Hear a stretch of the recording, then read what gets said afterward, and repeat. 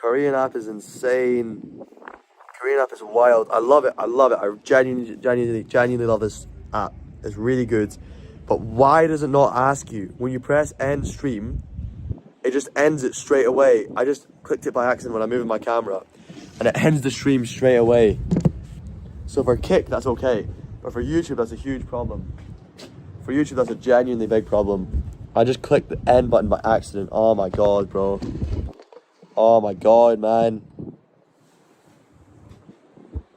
Right, let's get packing up. Let's move this shit. Genuinely, like, come on, Prism, come on. Ada, like, ask me if I want to quit or not. I do not want to end my stream that quickly, you know what I'm saying? Just immediately cut it off. Nobody wants to end their stream like that. You want to be asked, are you sure you want to quit this stream? I'm going to say, yes, I'm sure. Pressing that button one time should not just cut it off straight away. What in the name of chairs and tables? Crazy people. I suppose it's Korean efficiency, right? A Korean would probably never misclick that button. Almost never. Me, I do it too often, and I try and press cancel in time. And I didn't even notice it that time. I was carrying my phone, you know? Bum bum bum bum bum ba ba bum bum bum bum bum bum bum bum bum. So we're heading this way. This way is north. We're gonna go and find the hostel. What's it called again?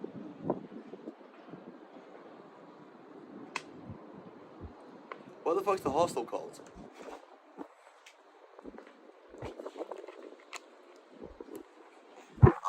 I need to remember what the name of the hostel is.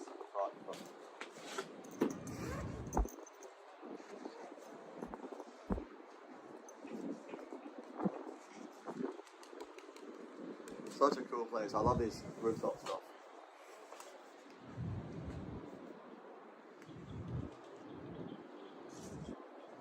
Right, sorry, I forgot what the hostel's called. I need to check quickly.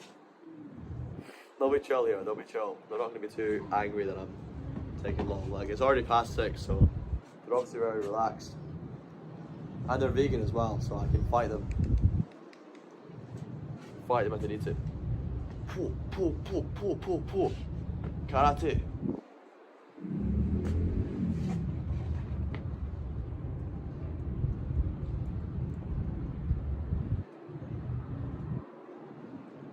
Oh, Robin van Persie. Oh, Robin van Persie. Oh, Robin van Persie. Okay, his name is. Come on. Connect to the Wi-Fi. Let's go, man. Let's go. Let's get the hands nice and warm. Oh, Robin van Persie. Oh, Robin van Persie.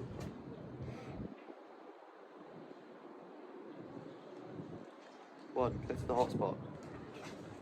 Oh.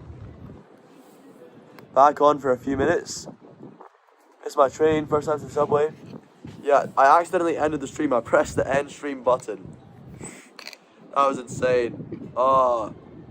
Why did he do that?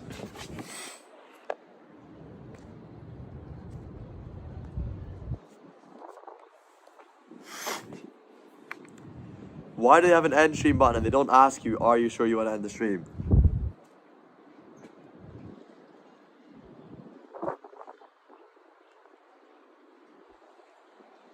Pip Smoker, how are you doing, mister? I'm posing dramatically against a cool view while trying to book my accommodation in the hostel. Well, not booked it, but I'm trying to remember what the name of the place is. We're still live. Yeah, sorry about that. I'm really sorry, man. I pressed there's an end stream button there. I pressed it by accident and it just ends it. It doesn't even ask you if you want to end, but that's because Koreans are too efficient, you know? Oh, Riyadh Nomad. Let's look at the directions one last time. I promise them I'm leaving now. One last time I'm gonna check these directions because I need to fucking... Alright. You guys remember this shit? We're going north. We're going hella north from here. Basically all the way in that direction for about 30 minutes. The time right now is... Okay, we'll just do it from that. 30 minutes.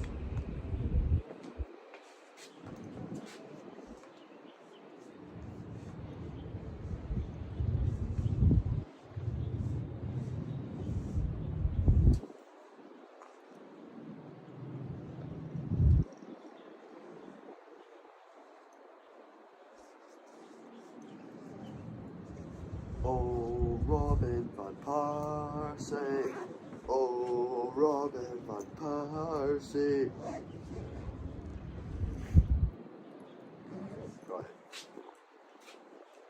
We have taken things off the limitation of my voice, so we'll get it back on track now.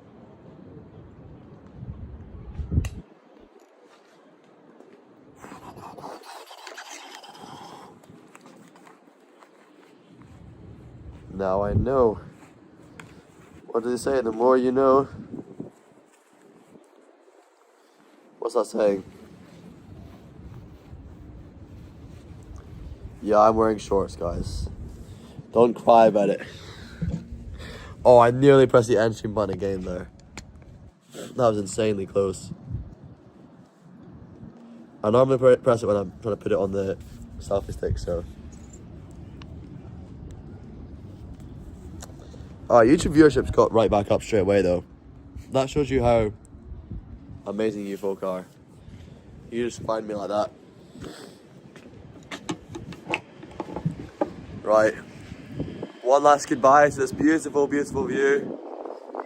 I'm trying to pick up my hair a little bit too.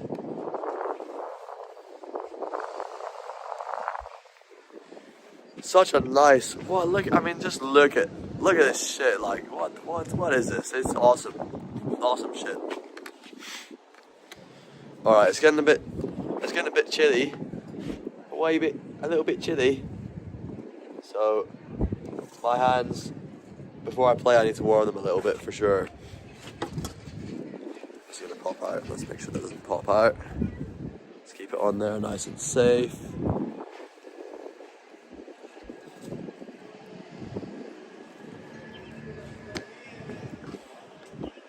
Viva Marrakech.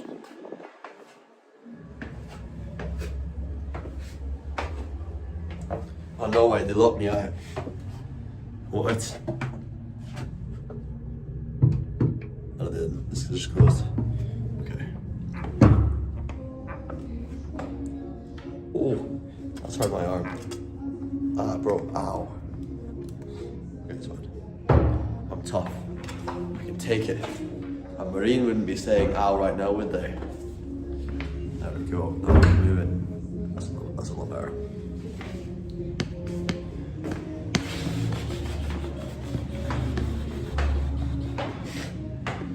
I nerfed the viewership by going and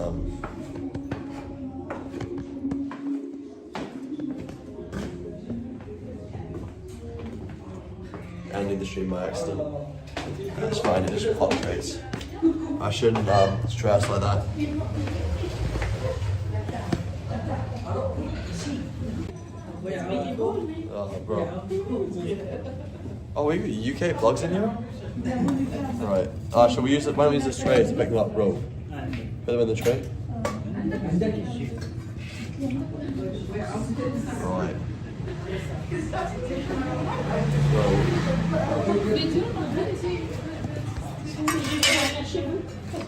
Sorry about this, guys.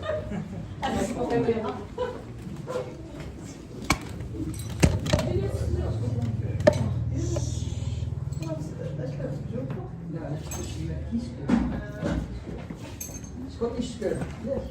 It's called a kilt. You're Scottish? Yeah, I'm Scottish, yeah. Is that kilt? Kilt? Kilt, yeah. Yeah.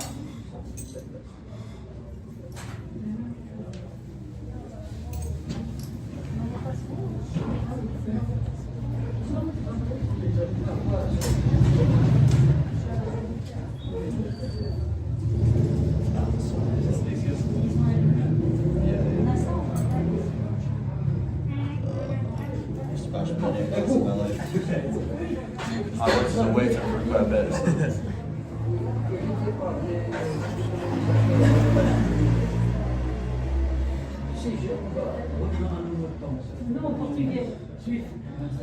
LGBTQ+.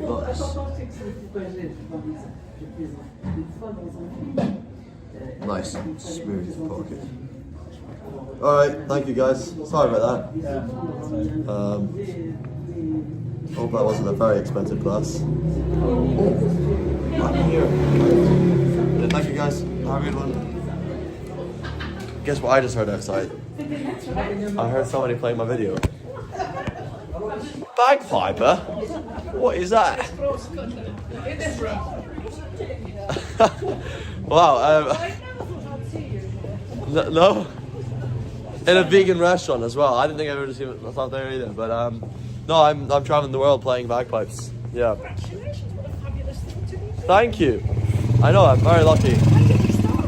I have been doing this for about a year now, actually, since January 19th last year. So Yes, so it is a year. more than a year, yeah. Yeah, but a portion of that time I was working in Australia for a few months and stuff, so I think you not must have exactly had to. traveling. I did have to, yeah. If I wasn't doing that, then I think I would be completely broke now. So yeah, but it worked. How about you two? What's your story here?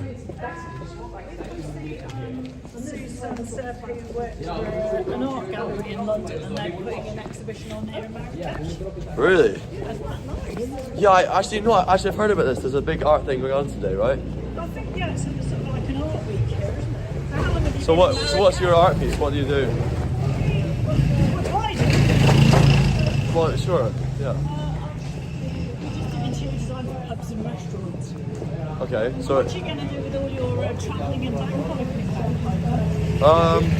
well, I live stream it, Yeah. and then I have a follower on social media, and well, now I'm fully sustained, earning comfortable from that. Are you seriously? And yeah, I mean, just as of like the last couple of weeks. Congratulations. Because up until then, I was running at a gentle loss for quite a long time.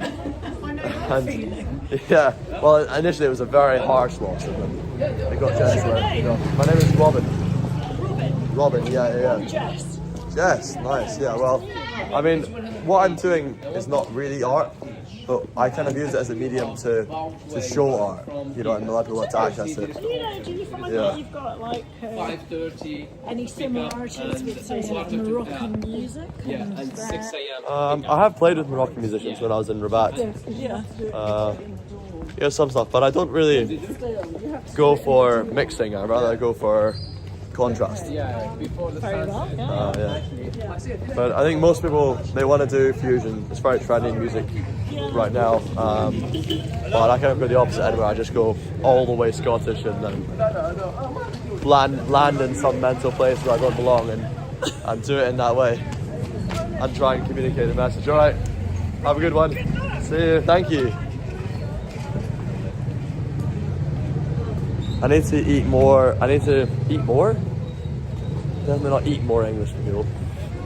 I need to meet more people in those kinds of communities because, unfortunately, whether you like it or not, the art world is ruled by lots of English people. Lots of English people, French people, Jewish people. I think lots of like Jewish, English, Jewish, French people. They are the big players in the art world. Right, so we're heading north at the minute. We're at 15 minutes in. So I'm gonna guess from here it's about 50 minutes. It's about 25 minutes from here. So if we were completely uninterrupted, we'll get there. And wifey, are you kidding, man? She was like in her 50s or something. I shouldn't say 60s, that's very rude.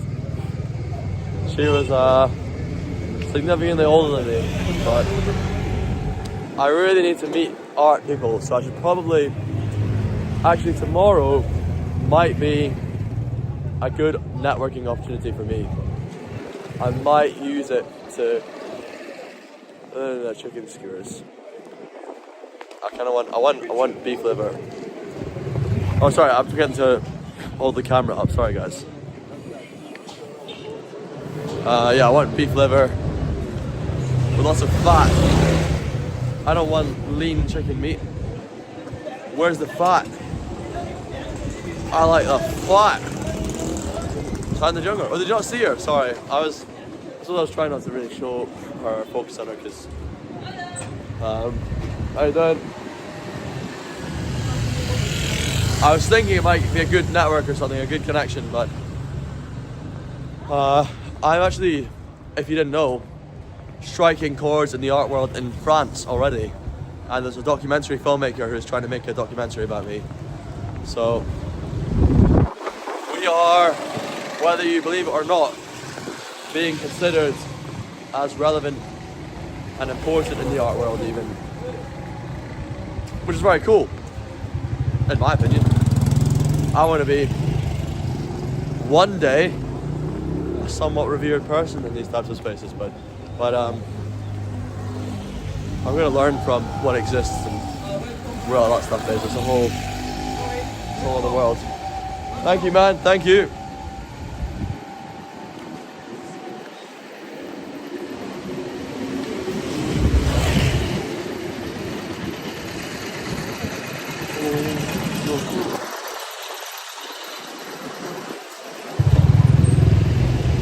Wow, I nearly scratched that car there.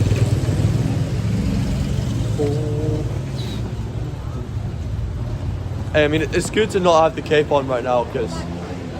Yes! Did you see her there? It's good to not have the cape on right now, because nice being a little bit more free, but it also lets me express myself more, you know? I think we're heading slightly east right now. It's curving east.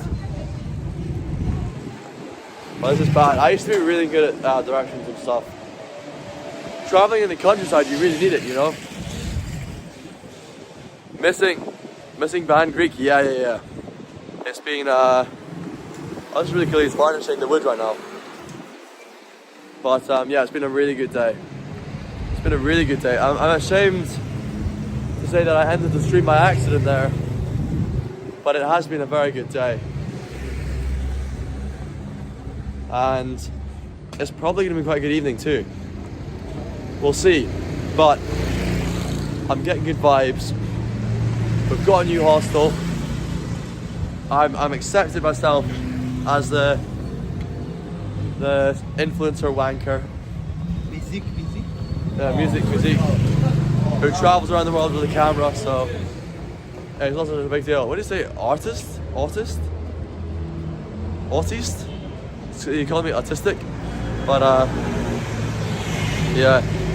Pep Soccer's not clipping me on the news. Yeah, Sky News Australia. You know, at the time,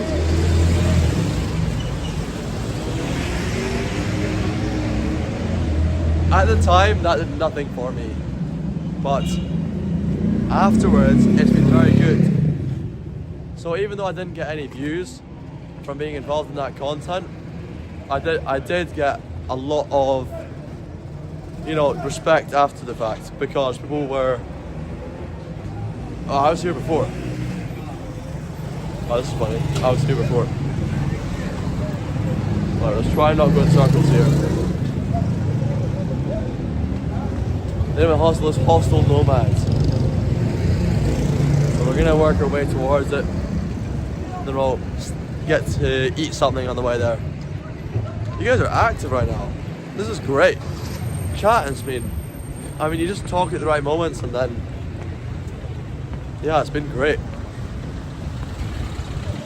Fantastic viewership. We've been averaging 4 viewers despite a slow start this morning. I was 0 viewers most of the morning.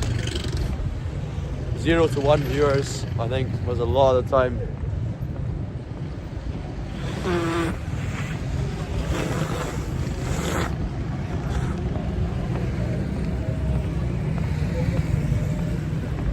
When we did the desktop there though, it was like really good.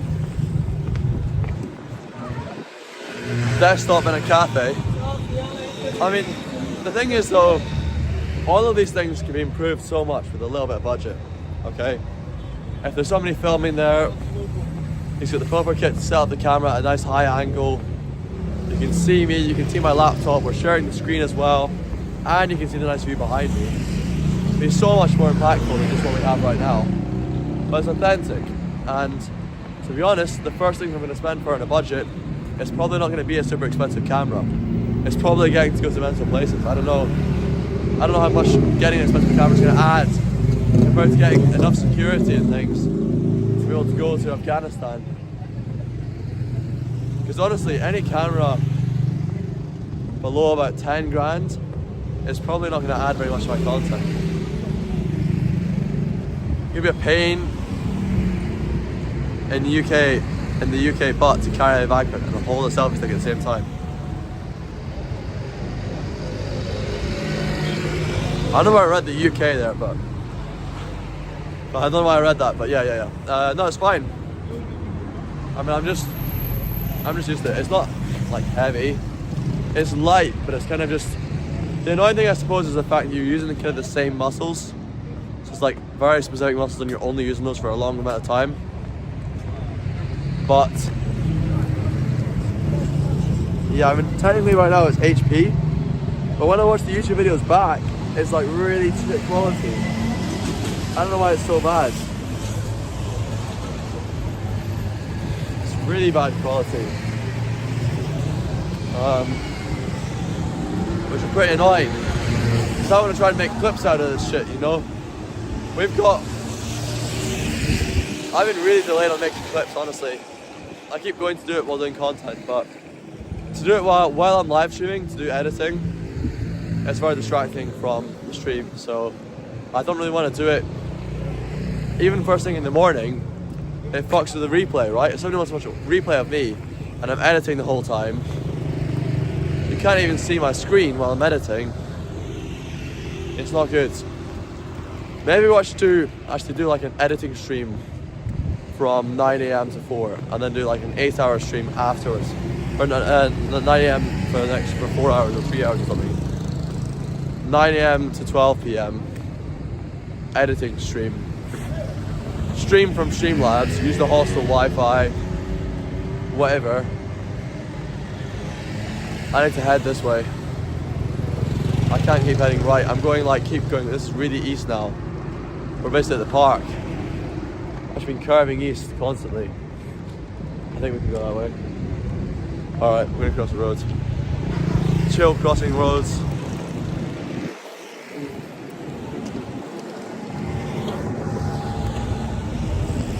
I might buy some meat, but I don't know if it says it's got self-catering or not. And honestly, after that last time, I think I'd rather just go somewhere, go to the place where I went to yesterday. Super cheap breakfast, and fucking forget cheap breakfast. Just like awesome people. That's where I want to be. I want to be getting breakfast with awesome people. Even if it takes me an hour to walk there, which I think it actually does take about an hour to walk there. Those people were just so chill. Such solid people. I know where to get there from though, with a square. Go to the square, go to the place where the rubbish is. Then I basically just keep going along that lane for ages and then turn left when we get to Major Road. You guys are not on it. It's facing me. They don't understand me, but it's fine. Yeah, you don't chance to go by. Okay, that's fine. Yeah. Definitely would have been better if I didn't end the stream right there, but we're gonna lose you and gain you. It's gonna happen. I'm definitely strongly, thoroughly considering doing 2 streams now. Doing an editing stream in the morning where I don't really pay attention to chat so much because we get barely any viewers.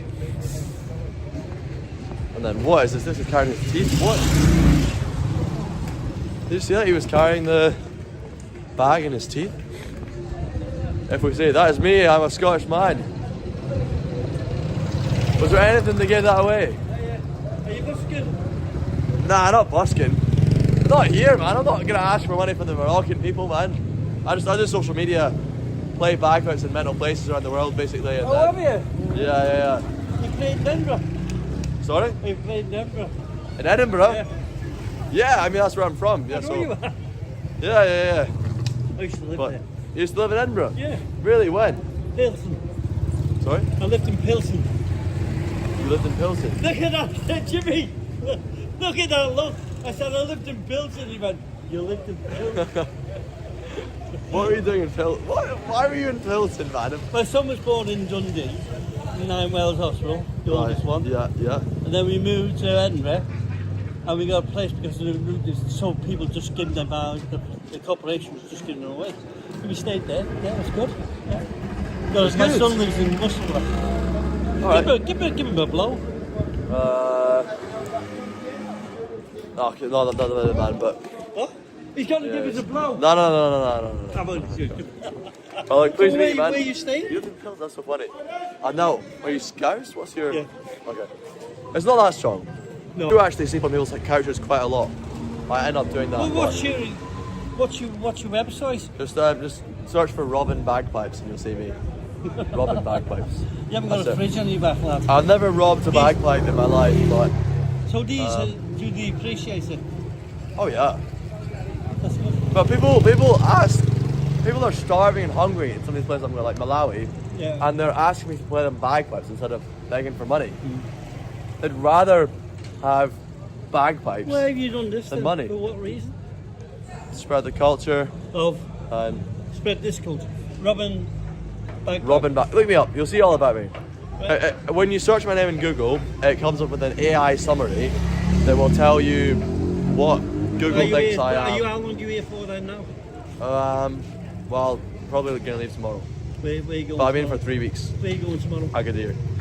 We'll see you in Agadir. Oh, really? Yeah, do you need putting Well, up? reach out to me on you putting Instagram up? if you have Instagram. Sorry? Do you need putting up? I'll find a hostel or something. Okay. But that's very kind of you, man. But Yeah, we're gonna be in Agadir for 2 more weeks. Yeah, reach out to me on Instagram if you can. What? Instagram, or if you Right. got young people that I can get reach out it. to me. Robin Bagpipes. Robin Bagpipes on And, everything. Kick, YouTube, TikTok, We'll Instagram. get you, and then we'll Yeah. text you and tell you where we are. Just let me know, We're there man. Sunday. How are you getting there? Probably get the bus. Right, 80 Wait, hang on. nowadays. You can get one for Hang 80 on, tomorrow's Saturday, right? Yeah. I might actually stay in Marrakech for a couple more nights. Well, But how long are you there for? We're going Sunday. We're getting the bus at 9. The 9 o'clock. latest I'll go is Monday. Yeah. You get a better reception now. There's loads of fucking Brits down there, man. You get a load of dust. Oh, I'm not trying to make. I don't busk. I know. You should. I could, but. Come I on. could. All right, pleased to meet you, man. So what's your name? Tom. Tom. We'll see you in Agadir. Proper English Yo. name. See ya. Hi, bro. Thank you. Yeah, that's east. We used to head way more north. We're going way too far east. I think. I'm just making this up, but that's what I actually do think. Is we've gone too much east.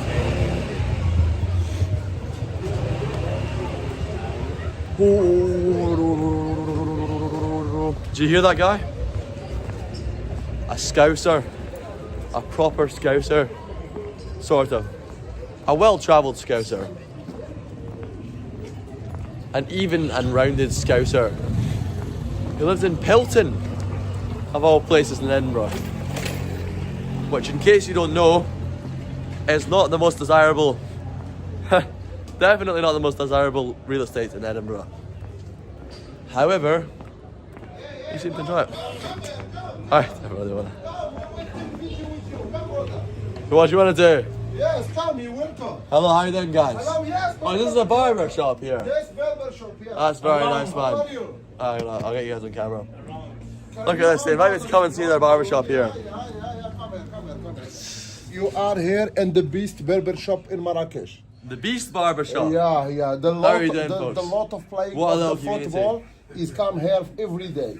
The football players come here. Yeah. Really? Yeah. Very cool, man. What a Yeah, nice spot, this- man. Yeah, the first one in Marrakech because this place is the old place in Marrakech. You know this or no? Where are you from? Scotland, buddy. I know. That's man. He said That's what he that. said. Well done, guys. Yes, All right. yes. Have a good day. Have a good day, bro. Where the pistol is? Yeah, exactly, brother. Bring Exactly. back. Music. He thinks there's a gun. He thinks my bagpipes are a gun. Scotlandy, brother. People are so proud when they know which country I'm from when they guess it right. They're like, You know, let's smell it. That guy's like, is that? It's good landy. He's so proud just driving behind his motorbike, but. Sorry, man. Thank you, thank you. People will congratulate you. Could this be the best investment you could possibly make for £4,000? A bright, colourful reggae outfit. Reggae Tarzan. That's what some people call it. Red, gold and green. Standing out from outside, man. Good, good, good. Look at this, buddy. Hey, we got some nice sunlight here. But hang on. Sun rises in the west and sets in the east, right? No, it doesn't. Rises in the east and sets in the west. Okay, we're in. Right, what the fuck am I on about? Rises in the east, sets in the west. We were not doing well on common knowledge today. Rises in the east, sets in the west. So north is that way. We've turned left a lot right now. We'll have to head right more. Welcome Hey, buddy, to you wanna say hello? Morocco. Welcome to Morocco. Everybody wants to say welcome to Morocco. Let's Viva tell 'em. Cuca. What's that? Coca? Oui, Cuca. Coca, what's that? Solo grisipo. Solo grisipo. Alright, man, fair enough. Solo grisipo. Solo gazebos. You alright? Oui, solo grisipo. Sorry? Oh, bro, how do I get north from here? Yeah. North. I've got a hostel. My hostel's over that way. Hotel. Hostel. Which North. Name. Hostel Nomads. Nomad. Do you have location? Yeah. It's about that way. Just approximately. Just follow. Hey. Oh, bro. The camera is with you, don't worry.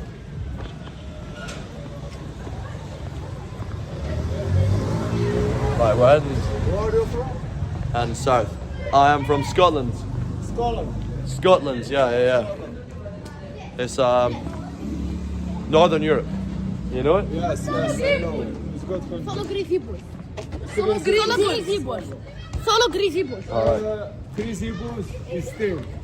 It's the football team. Yes, it's football. Yeah, it's all anybody wants to talk about is which football team they support. Cuca. It's a nice little park. So what's going on there? They're doing a prayer? Because this time for Biden, for pride. Is Muslim, is pride. You can't go if you are not Muslim. Yeah. Understand? I understand. Yeah. I mean, I didn't know where I was going. I'm just My walking job randomly. is good.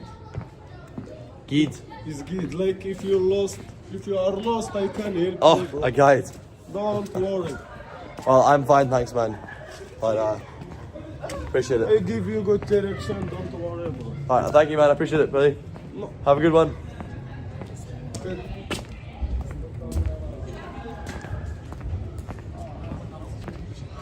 He's complaining about the camera.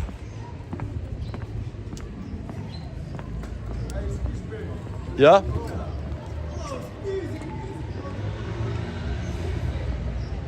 Bro, these guys are relentless.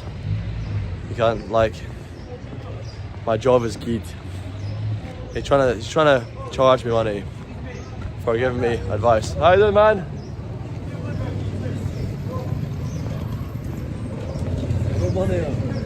Sorry, bro? Yeah, it's music here, man. Bro, what? What? I can't go this way. I can go this way. Let's crash go this way.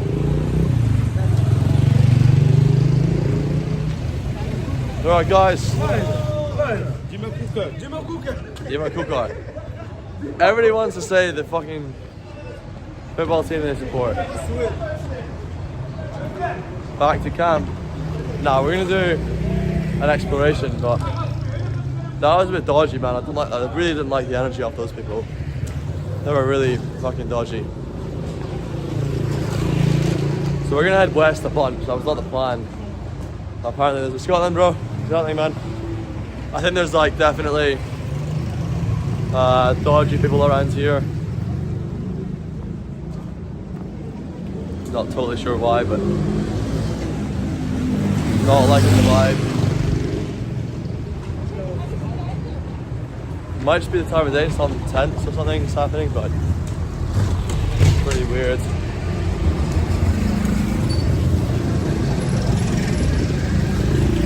Feels oddly, despite a lot of the nice traits of Marrakech, this area feels oddly industrialized.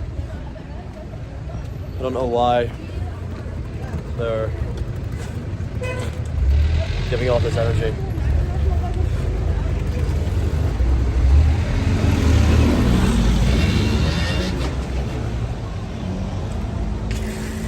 So many kids doing selfies here. I think, not selfies, what the fuck's it called? Wheelies.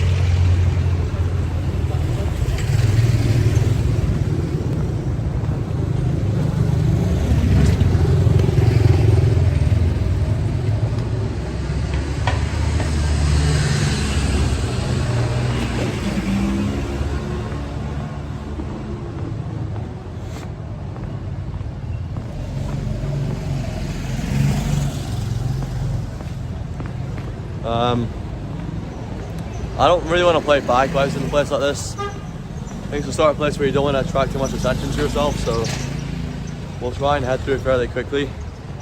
If I stop here and it stays like this for a while, then we'll head to... We never go this way. Right, never seen it live before. Photo. You don't get a photo after that.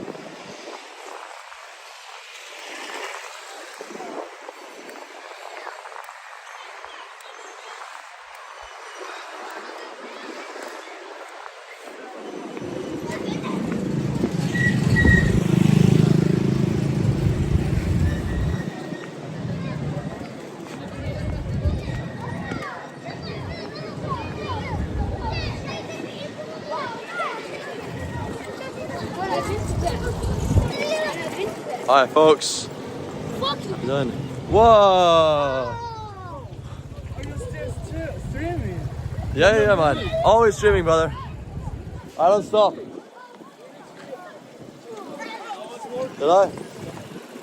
Oh, bro, you're a fucking streamer too? Yes. Yeah, man. Yeah, I do like 12, 15 hours a day. But like, if you look at the streams afterwards, it always says like 11 hours or 10 hours because there's times where it disconnects. You just walk. No, I've been playing bagpipes, mate. Oh, nice. Playing bagpipes and like meeting people. We do like podcast interviews with people along the way, and then we do So how many desktop stuff. to stream? How many hours? Like, I mean, I just go until about 1 a.m. usually, or like half 12. So I start at about 9 and finish about 12:30, midnight. Every day. Yeah, I mean every day that I can. On the 11th, I'm gonna have to make a sacrifice, and I can't do that, but I'll do it on the days where I can. Yeah. Oh, nice to meet you. Yeah, see you, man. He's a streamer too. We met him earlier on, if you don't remember that. But yeah, a lot of people have left now. Actually, what's going on with that?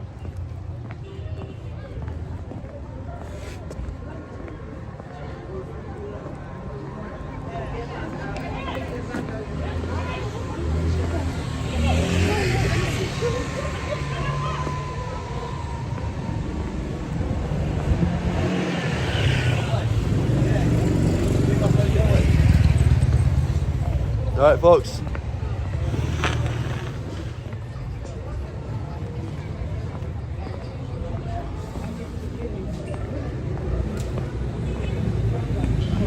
Before I ended the stream by accident, that viewership was crazy. Can't believe how good that was there. Can I go down this lane? Maybe not. I'm not gonna. How you doing, folks?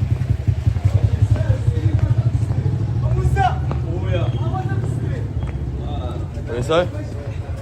Alright, let's get some fucking bruschettes. I feel like the vibe's definitely improving this way. It's a lot less depressing. That was fucking a weird kind of, yeah. The worst kind of people are desperate. And I don't know why they would act so desperate. I don't really normally know if it's because there's a gang issue there or because whatever. I suppose it could be anything, right, that makes them in that situation.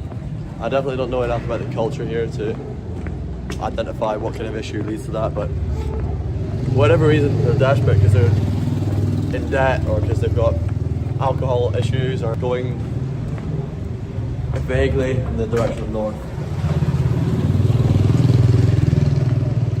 Everywhere's closed though. All these shops here were probably open during the day. So a lot of places that have closed now. I suppose it'll be good, like having tourism expanding more to these areas would be really good. Just from an outside perspective, because it seems to die. 6'9"? Is he calling me Takashi 6'9" because I'm colourful?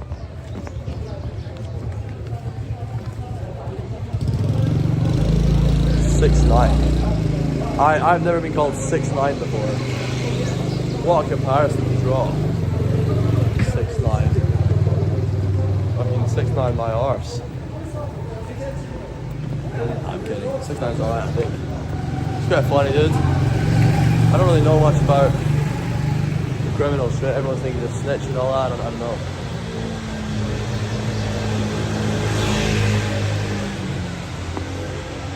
I love those clips where somebody's used AI to track Donald Trump onto clips of Takashi 6'9". We just go in, we get that, we're doing it, snap. That's how we do it, brother. What a great way to show that stuff.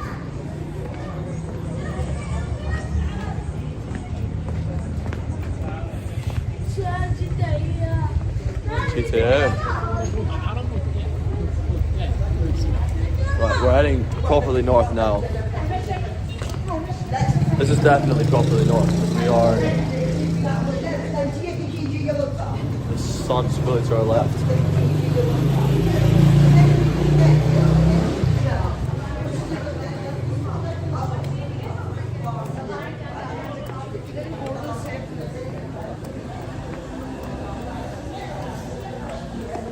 Yeah, I'd get quite a lot of steps in when I do these streams actually. Probably more because I get more lost. If I wasn't streaming right now, I'd be looking at maps. Seeing as I'm not able to look at my phone, I get more exploring done. It's pretty cool, I think. It's definitely, if we get good content out of it, then it's cool. That's all that really matters to me. But we need to make sure like the content elevates from too much of the kind of emptiness that we've got right now.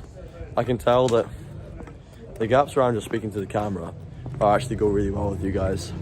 But just walking about, if nothing's really happening other than people shouting at us, even when we have a strong goal, if we're just walking about and it gets quiet, then it's pretty terrible. Pretty shit content, I think.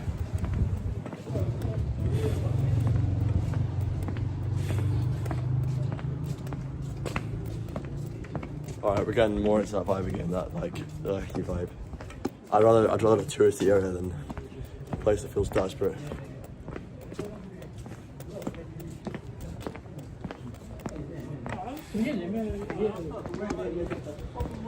This cat here. What a cat.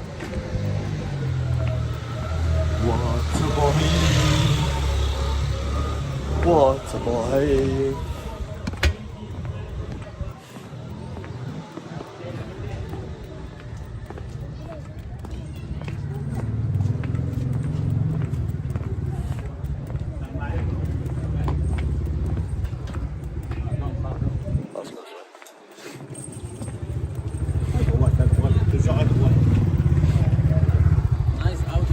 Thank you, man.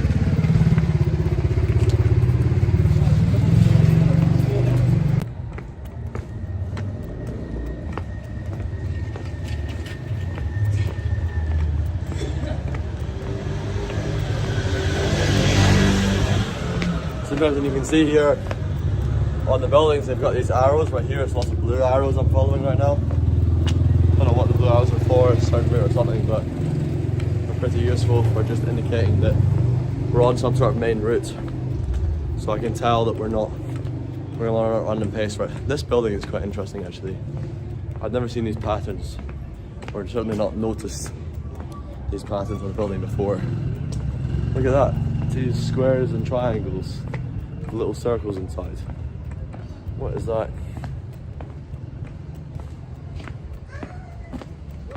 Oh shit. Let's see, I hope there's a way around this here. What? Oh my god! What the fuck? Oh my god! You haven't seen this before? English? Oh, I did, man. English. Yeah. Hey, Instagram? YouTube. YouTube. Yeah, YouTube. What's your name? J.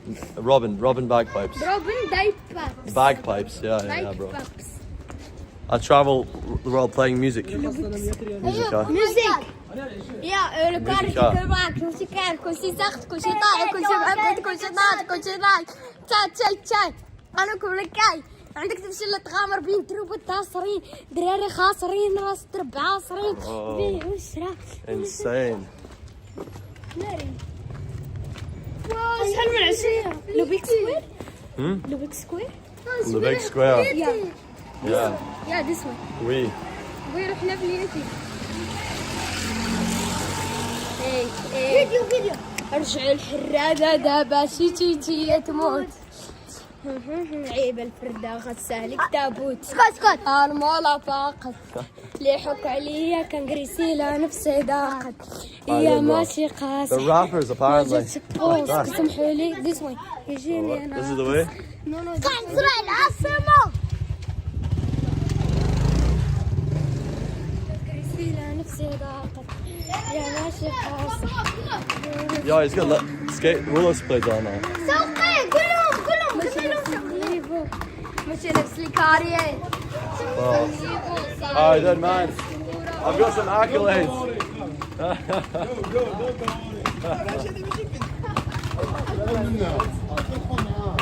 Yeah, it's so funny. I've never felt this distant from the touristy areas. These kids are properly shocked too. See the camera and the outfit and everything. They're properly blown away. It's no problem. Yeah, I see. Oh, I think these blue arrows are taking us to the square. What are you doing, Jay? It's music. Music. Musica. Yeah, way. طلع ما في ركابين. Africa beats. زي No. ميكرو؟ مو ميكرو.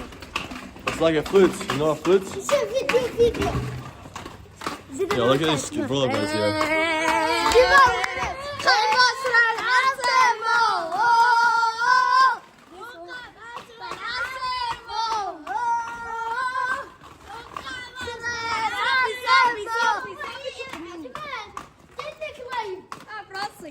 Bro, what?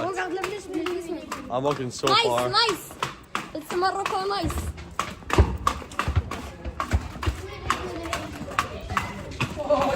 How are you doing, man? Yo, what? Where are we? These people have not seen tourists a lot. Yo, what? We are definitely not near to tourists right now. This is definitely very conservative. What's going on? Oh, right too far east, I think.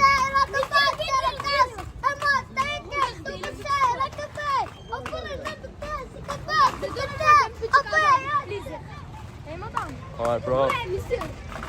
Yes. There's a sign over there. Alright, hang on. Let's figure this out. Give me a second. Sorry, I'm gonna have to freeze this. Sorry. And we have done extremely well not using the phone at all, because Nomad Hostel, I think it's about 150 meters away right now. I'm extremely close. It seems weird, seems non-conducive to what we're doing, because we went through a really strangely rural area, but we've got to the hostel, it seems. We didn't get past any good food places though, so I'm gonna need to charge up in the hostel.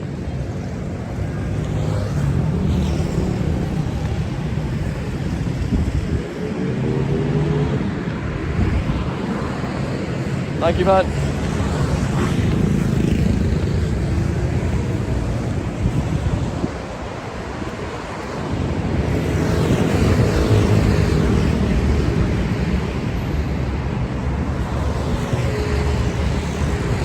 a new hostel for me. I actually managed so well, that's crazy.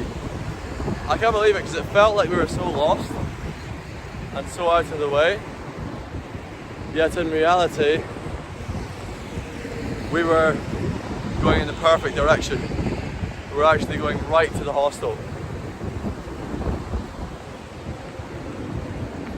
That's amazing.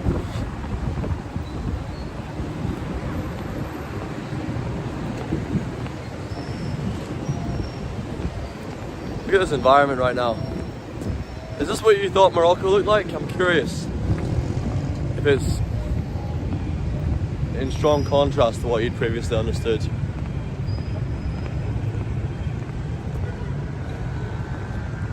So that's the Medina behind us there, that wall.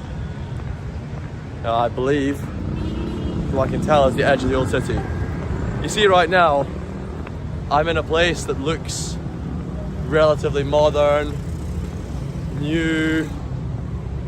Everything is quite open, big fences, big buildings. This is the modern areas. The Medina feels incredibly cramped, tense, tight, small. So this is a good place to be staying, I suppose, if you are driving.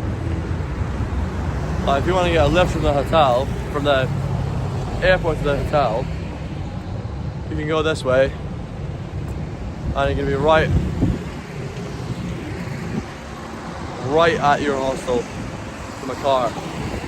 Whereas if you're staying in the Medina, as I was, you get foot access to all these great areas around you, but at the same time it's extremely difficult to access it by car. The cars often can't come very close at all to where you are. Right, let's find this Nomad fucking Riyadh Nomad I booked. It looks very nice, but it makes sense that it was a bit further away from the central square, because being close to that makes it expensive. Although Hostel Rouge is very cheap, but I think the hostel I stayed in last time was called Hostel Rouge, I believe, or Riyadh Rouge, and it was extremely high quality, but it seemed to be fully booked out. I can only imagine how crazy their schedule is in the summer. Well, I think I can see the place actually. I have a suspicion it's this place on the left of my head. And actually that's apartments. Okay. I don't know. I actually don't know which place it can be. I'm sort of trying to guess by looking at these buildings. Oh, sorry, I didn't realise I lowered the camera there.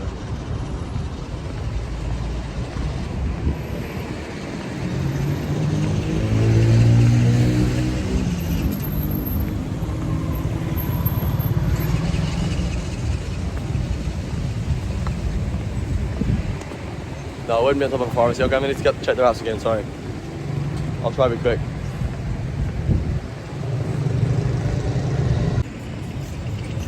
I don't know exactly where the right turn is going to be for this. It's crazy to have orange trees everywhere. They're not just everywhere, but they're literally here, growing out of the pavement. Growing out of the sidewalk, as you call it. I know you guys don't pave your sidewalks in America.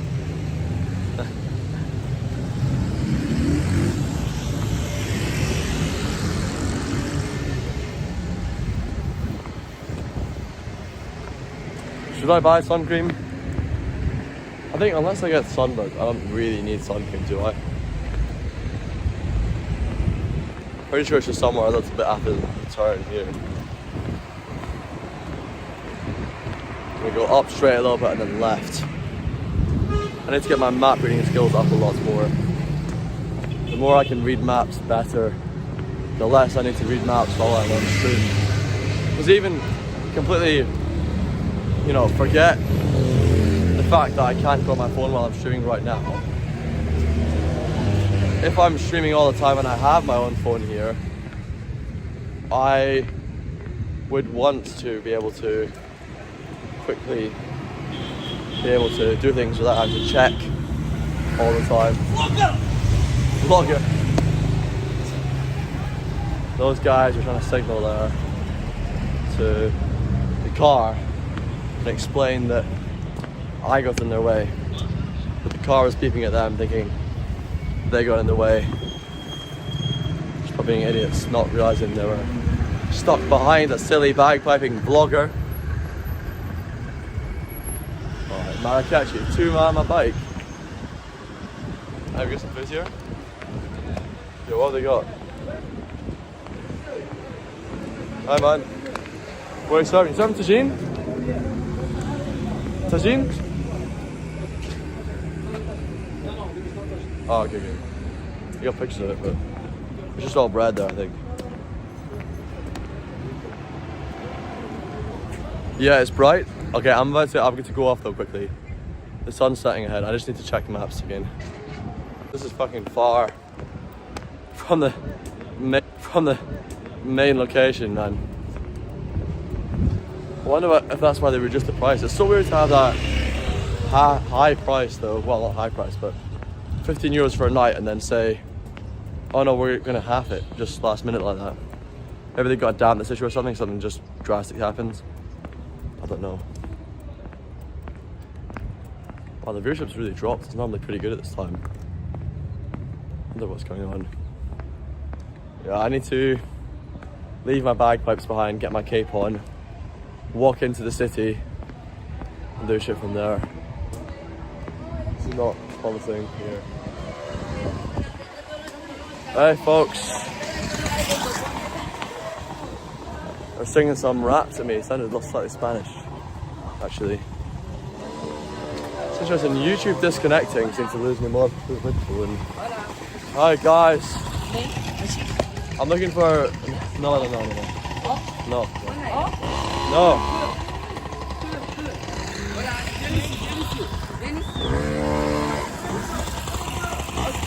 I'm gonna find Riyadh nomads.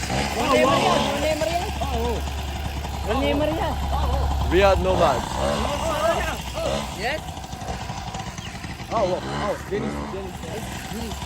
This one here.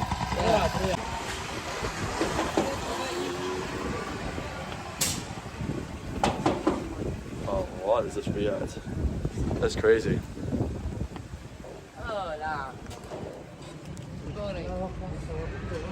I'm impressed that Angelica's on right now. We're on 5% battery, so the stream's probably about to end, but it's gonna be the worst time. Hi man.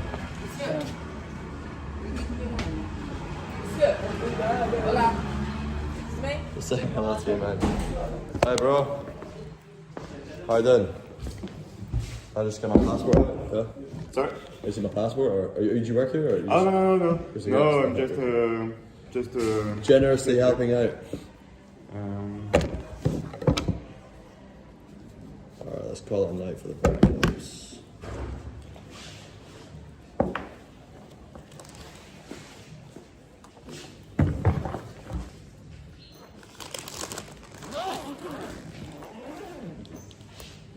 Sure they are. Did we ring a bell or something? Did we?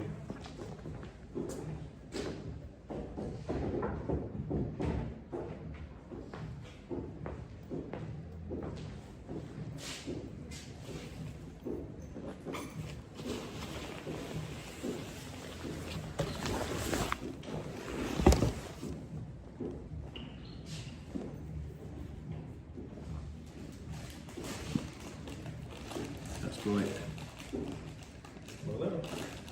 How you doing? Good, how are you doing? Yeah, I'm good. You work here? No. Oh, alright. Do you work here? No, I know. You're looking for somebody that does, I assume. I was hoping to, but yeah, I'm looking for you as well. What are you up to, man? What are you? Do you like impressing my outfit, huh? Yeah, I mean, it's nothing like you'd expect to see here in the slightest. No. I wasn't expecting Riyadh, to be honest. It's kind of a funny location, huh? Yeah. I had to go past it and come back to it. Somebody showed Yep, me. I did the exact same thing. Yep. Coming in and seeing white people felt very strange in this neighborhood even, you know? Yeah. Well, I will say your outfit is probably the strangest I've ever seen in this area. Strangest? Yeah. Alright, interesting. This is quite a normal place for me to be honest. Strangest I in was terms just of unique in this area. Sorry? I was just in a vegan restaurant and that was a weird place for me to be. A vegan restaurant? Yeah, I was in a vegan restaurant. Give me the message to the owner here and let him know you're here. Yes, please. What's your name? Robin. R-O-B-I-N. Yep, got it. Alright, I guess I shouldn't assume that. No.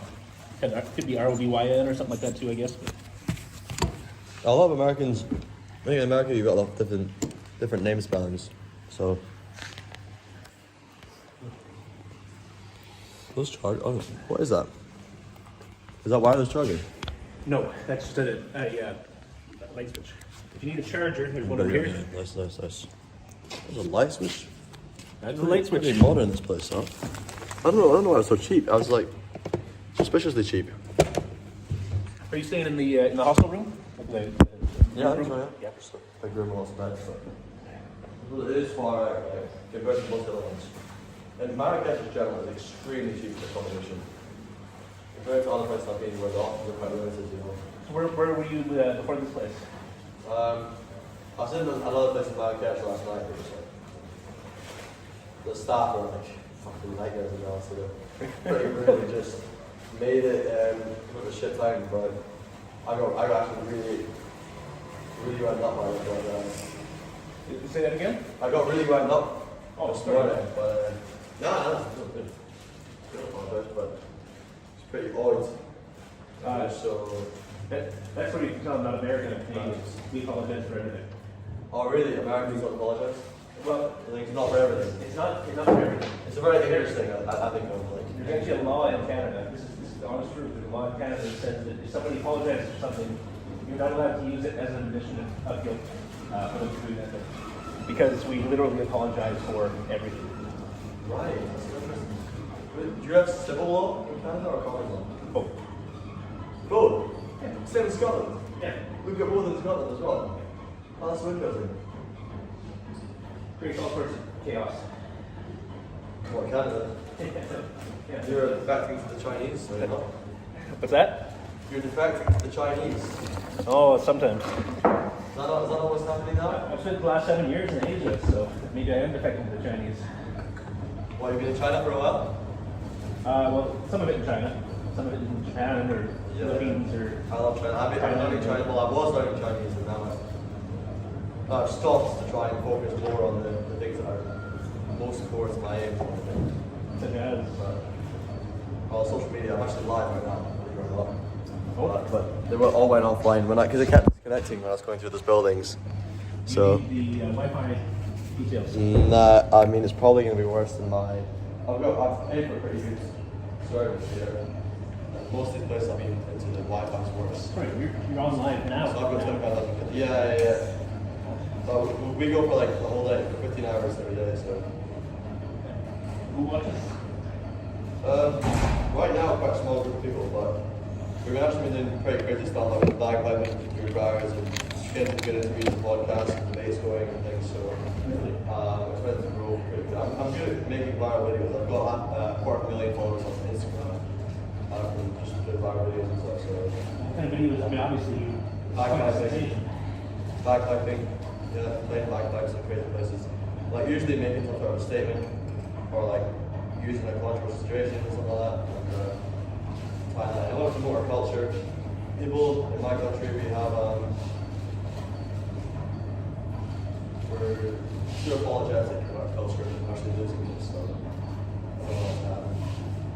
So is that the kind of thing you're making statements about, or is it? Yeah, that's a big part of it. Yeah, I mean, it's different things to say, but yeah, it's big. Interesting. And I just got here from Israel. I was 3 months in Israel. Oh, really? I was in Israel recently actually as well. Really? I was just like a few days there. What were you doing? 3 months there? The most controversial places you'll ever be. Yeah, I've got to be careful. I got banned from Lancashire for 3 days just for saying it in like a certain context. Say the name of the country. For saying, wait, you got banned from Israel? No, I'm from Lancashire. Oh. Not bad permission. Oh, for saying the name. For saying Israel. Yeah, but saying Israel in a certain context. So like, yeah. You just got to be careful. Yes. Now I really think a really sad thing. They just when they add new things. So Larry Ellison just bought a bunch of stock, obviously, on TikTok. So they add sorry? Larry Ellison, like third richest man in the world right now. Okay. Larry Ellison, yeah. Yeah, I got lots of money. Okay? Sorry? A guy with lots of money. Okay? And it has. Well, he's pretty Zionist. I think he's ethnically Jewish, but I'm not sure. But anyways, it's all changed. The thing is, when they add new regulations, at first it doesn't really totally work, right? So it'll seem more extreme in some ways and not extreme in other ways. Yeah. And it will just ban both things that are not really quite fair. But I've got one more warning left, and if something like that happens on TikTok, then I am permanently banned. And I get all my income from TikTok at the minute. So Larry Ellison, if you're listening, I'm not on TikTok at the minute. It's on YouTube and Kick. Let's see, has anybody came back in yet? Got two folk on Kick. What do you think of the hostel? It's pretty fancy. I mean, it's in like a weird area. But it's fairly quality. And the light switches are getting me, huh? These light switches here. Mental. What does it have to be in a hostel with these light switches? Look at that. Mental. Guess we got some battery here as well. I'm gonna head out soon though. I don't want to spend too much time here. Let's get signed in, passports out. But where are the staff? Put the staff on? Sorry? Where are the staff? Did you text them? That? Did you text the staff? I did. I texted one of them. I'll text the other guy too. Are they proficient in English? Yes, they are. Cool. What's your last name? All of them. A-L-D-E-R-S. L-O-W-E. A-L-D-E-R-S. L-O-W-E. L-O-W-E.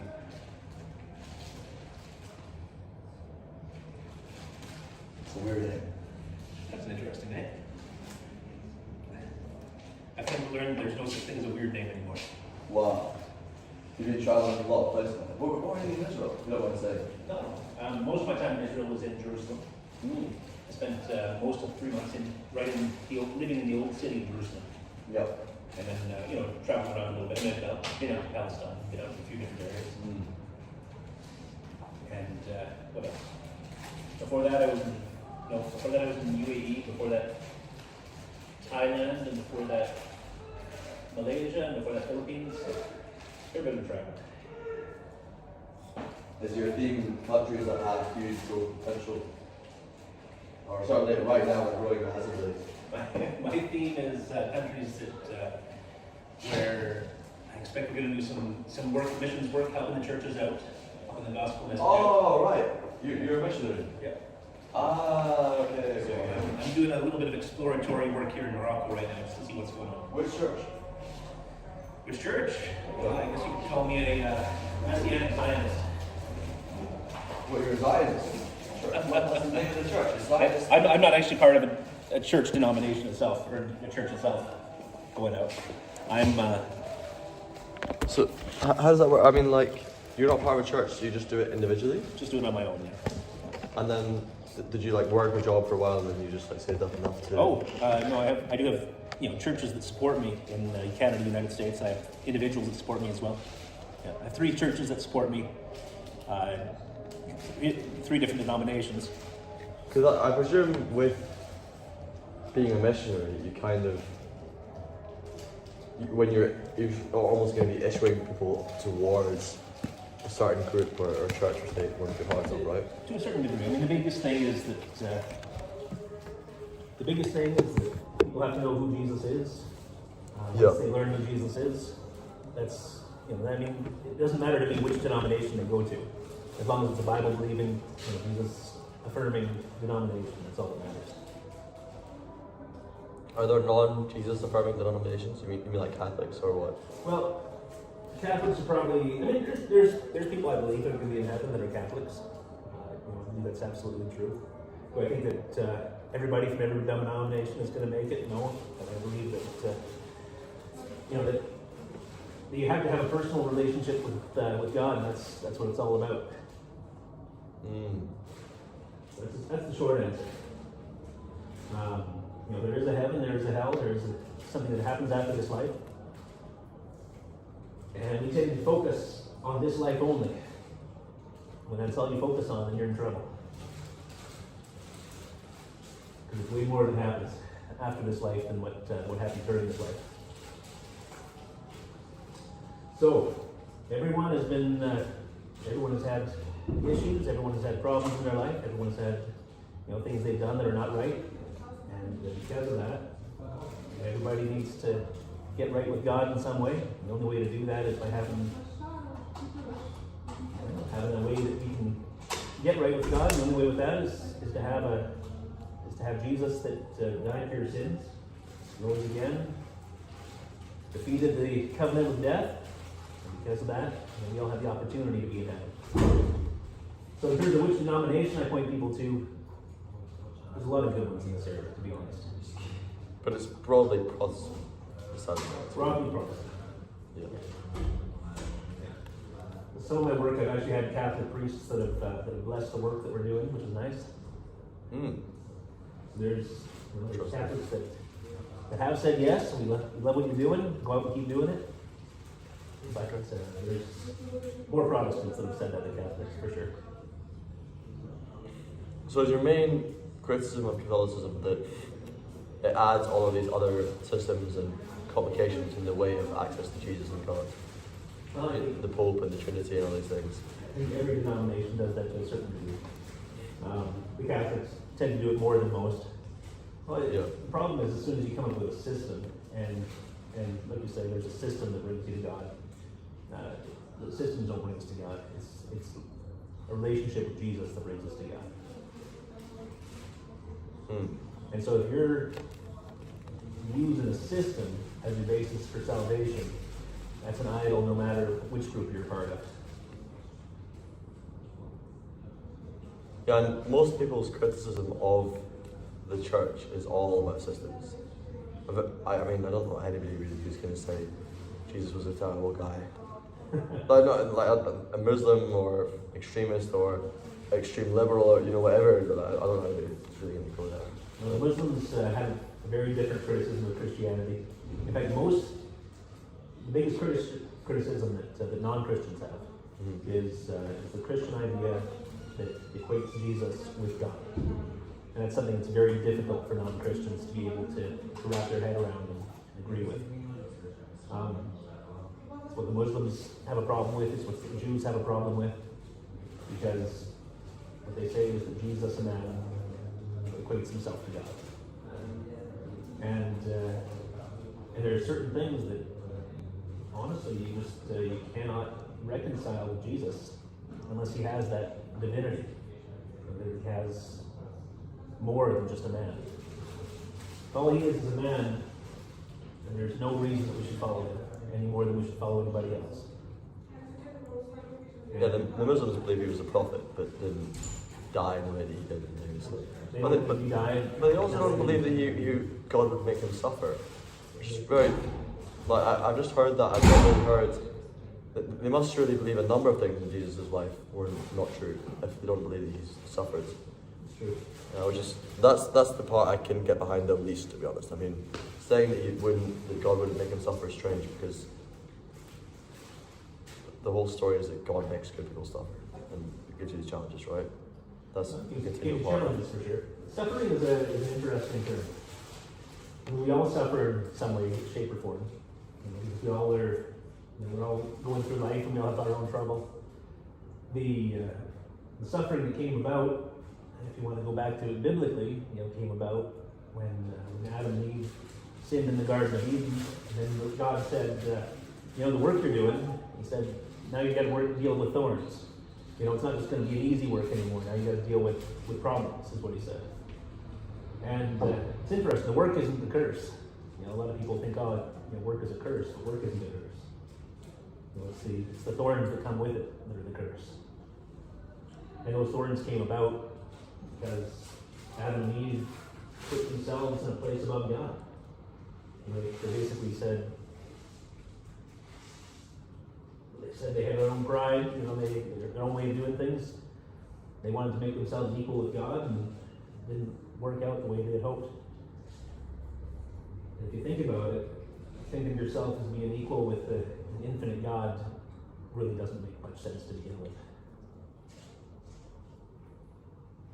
Which is why Jewish people and Muslims dislike the idea of Jesus, because he absolutely considered himself in such a way. Yeah, Jesus. If Jesus had not risen from the dead, to be honest, the whole Christian faith falls down. It's really contingent on that one aspect. If Jesus rose from the dead, he's somebody to be listened to, and if he's not raised from the dead, he's no better than anybody else.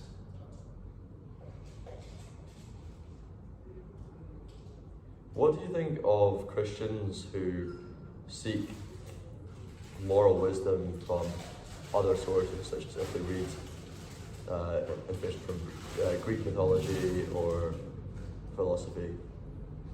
I mean, it's interesting. I've spent a lot of years studying different religions and different philosophies. It's not new for me. I mean, it's something I've spent a lot of time on. And looking back on it, what I found was that the philosophies and religions that don't have Jesus, they all start off in the right direction, but they all sort of go astray at some point. I'll give you a good example. I don't know how familiar you are with the Tao Te Ching and Taoism. No, not at all.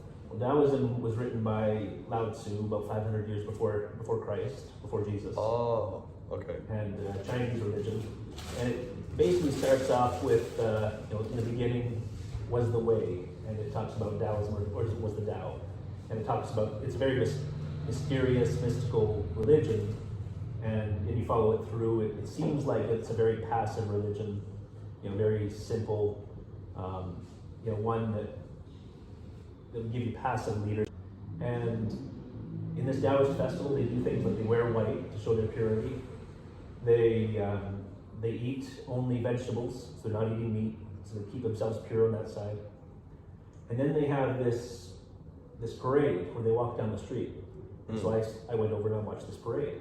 And I've never seen anything so demonic in my life, because there were people walking down the street and they had taken like these huge rods, not just little skewers, but big thick skewers, put them through their cheeks. They go through one side and out the other, sticking out this long on both sides.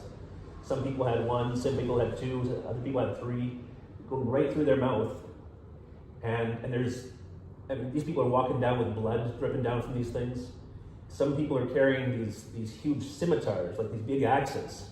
They're walking down with these axes. Their tongues are hanging out, and they're literally shaving their tongues as they're walking down these parades, and there's blood just pouring down onto their chests.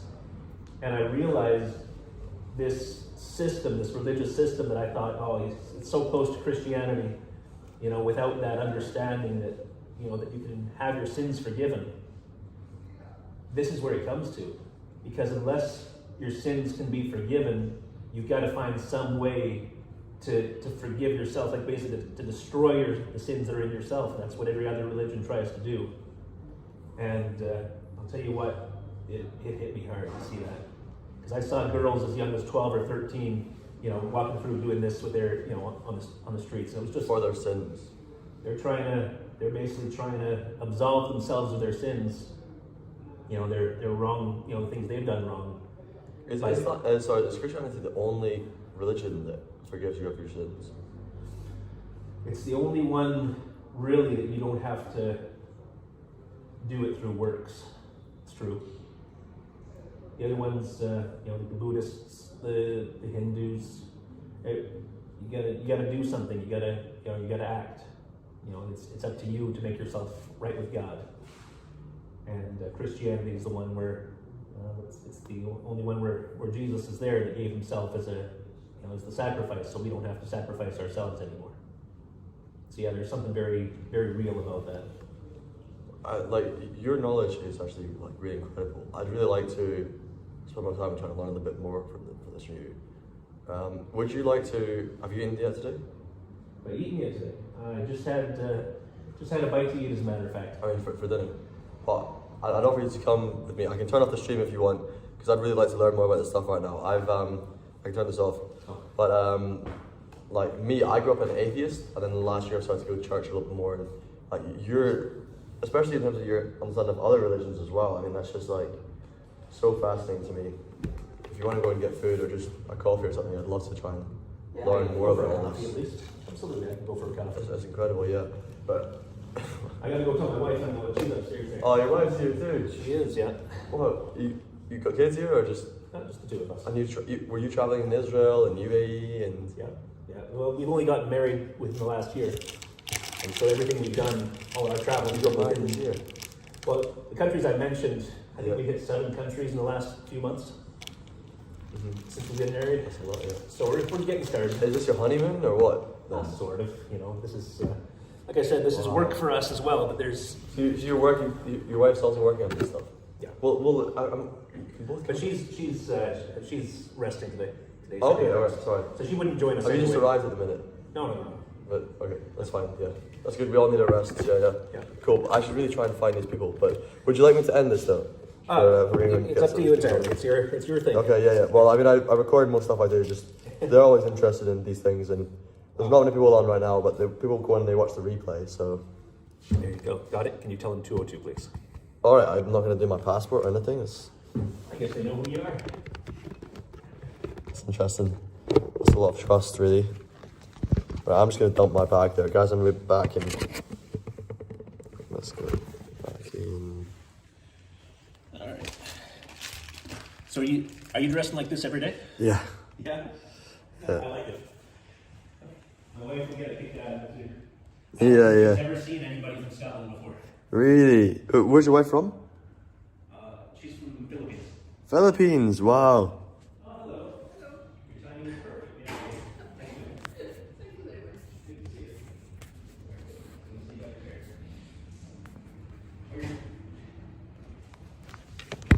there. Right. 202.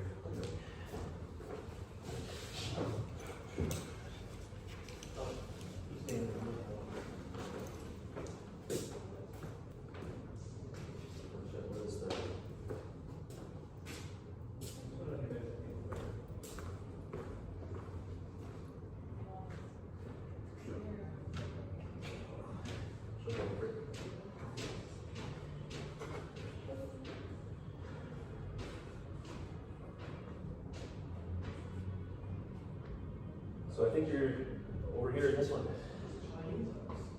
Is this run by Chinese people? Alright. Well, actually, he might be of Chinese ancestry. I don't know. Right, no, 202 this is a single bedroom. Yeah, he said 202 is where you're at. I think I just moved to one bed. I paid, it was like €7. I don't think I got wrong. That's a whole it was very cheap.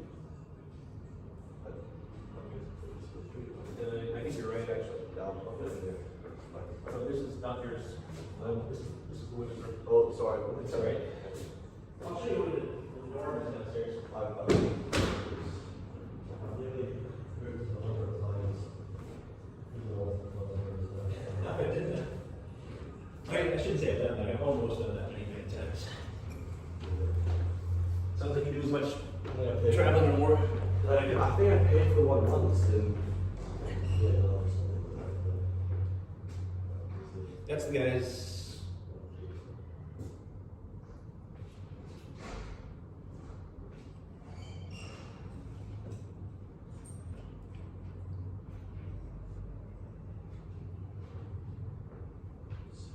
Yeah, that's the charge, and let's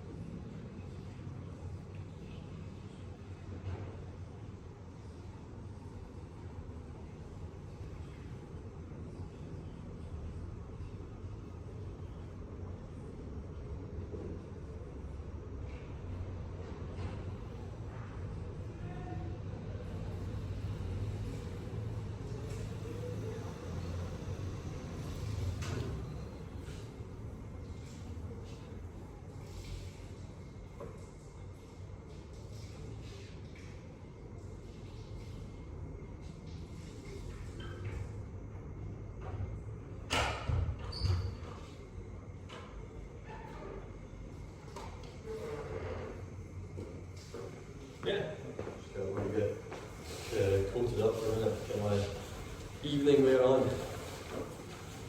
You haven't eaten yet tonight? I mean, I had quite a big meal earlier on today, so I quite are you vegetarian or anything like that? I eat quite a meat-heavy diet. I eat a lot of meat. There's no problem with that. Good.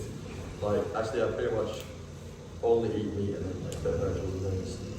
I've got like a weird health issue and tried to get it sorted through the doctors for quite a long time and got no success, and then did a diet where I just cut out all sugar, lactose, fructose, carbs, everything pretty much, and it helped way more than I think any doctor ever did for me, so I'm just talking about it now.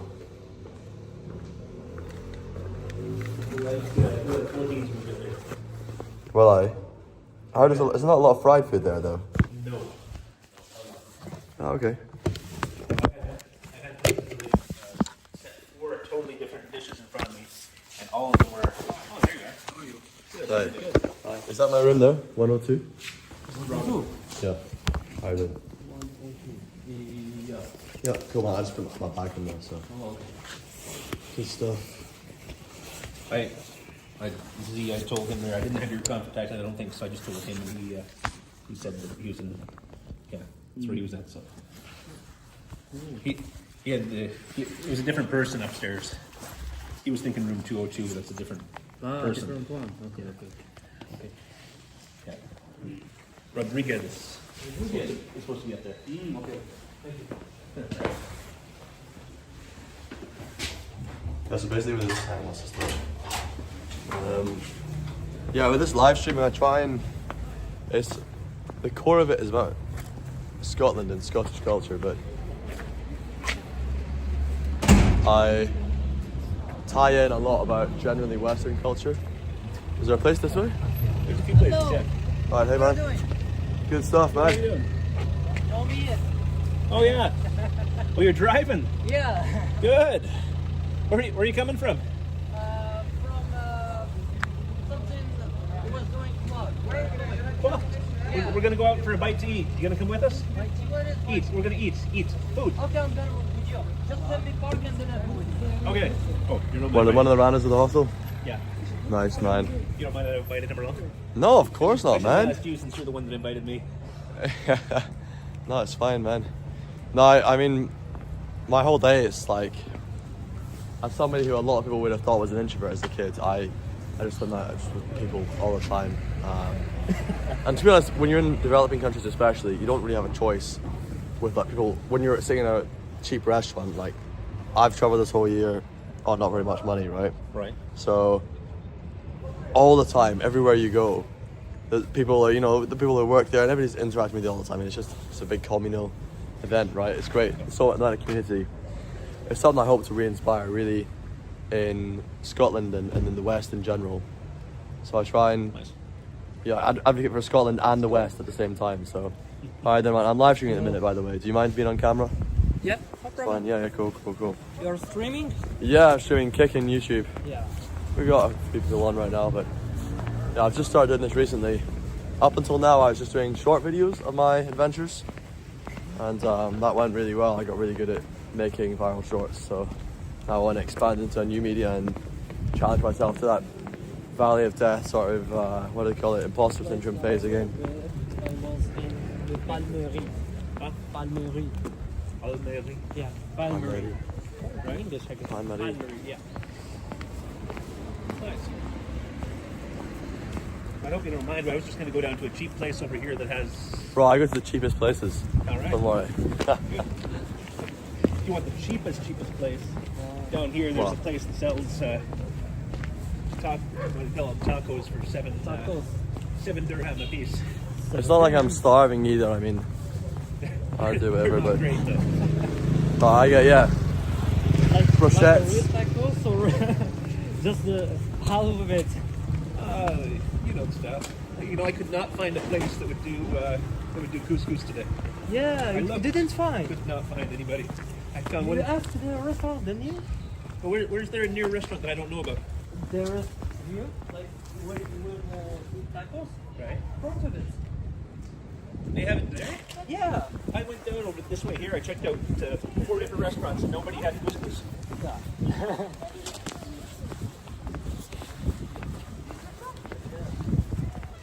So how many days or months you're here? Yeah. I haven't decided yet. When did you arrive? About a week ago. Oh, okay. All right, yeah. In Marrakech or? Yeah, just in Marrakech. Oh, wow. Yeah. Left Israel, came here. This is also, I mean, I've got so many questions about your stuff, but this is so interesting to me. I wasn't sure when we came here if it was going to be a 2-day trip or a 2-month trip or what was going to happen. Wow. And how does your wife cope with that? Because that's like... For her, it's different. She grew up never leaving. I think she only left her island of the Philippines one time before she met me. And it's a small island she's on? 1 million people. Relatively small. Okay, all right. Yeah. Not tiny. Probably about the same size as Scotland, to be honest. Scotland's got 5 million people.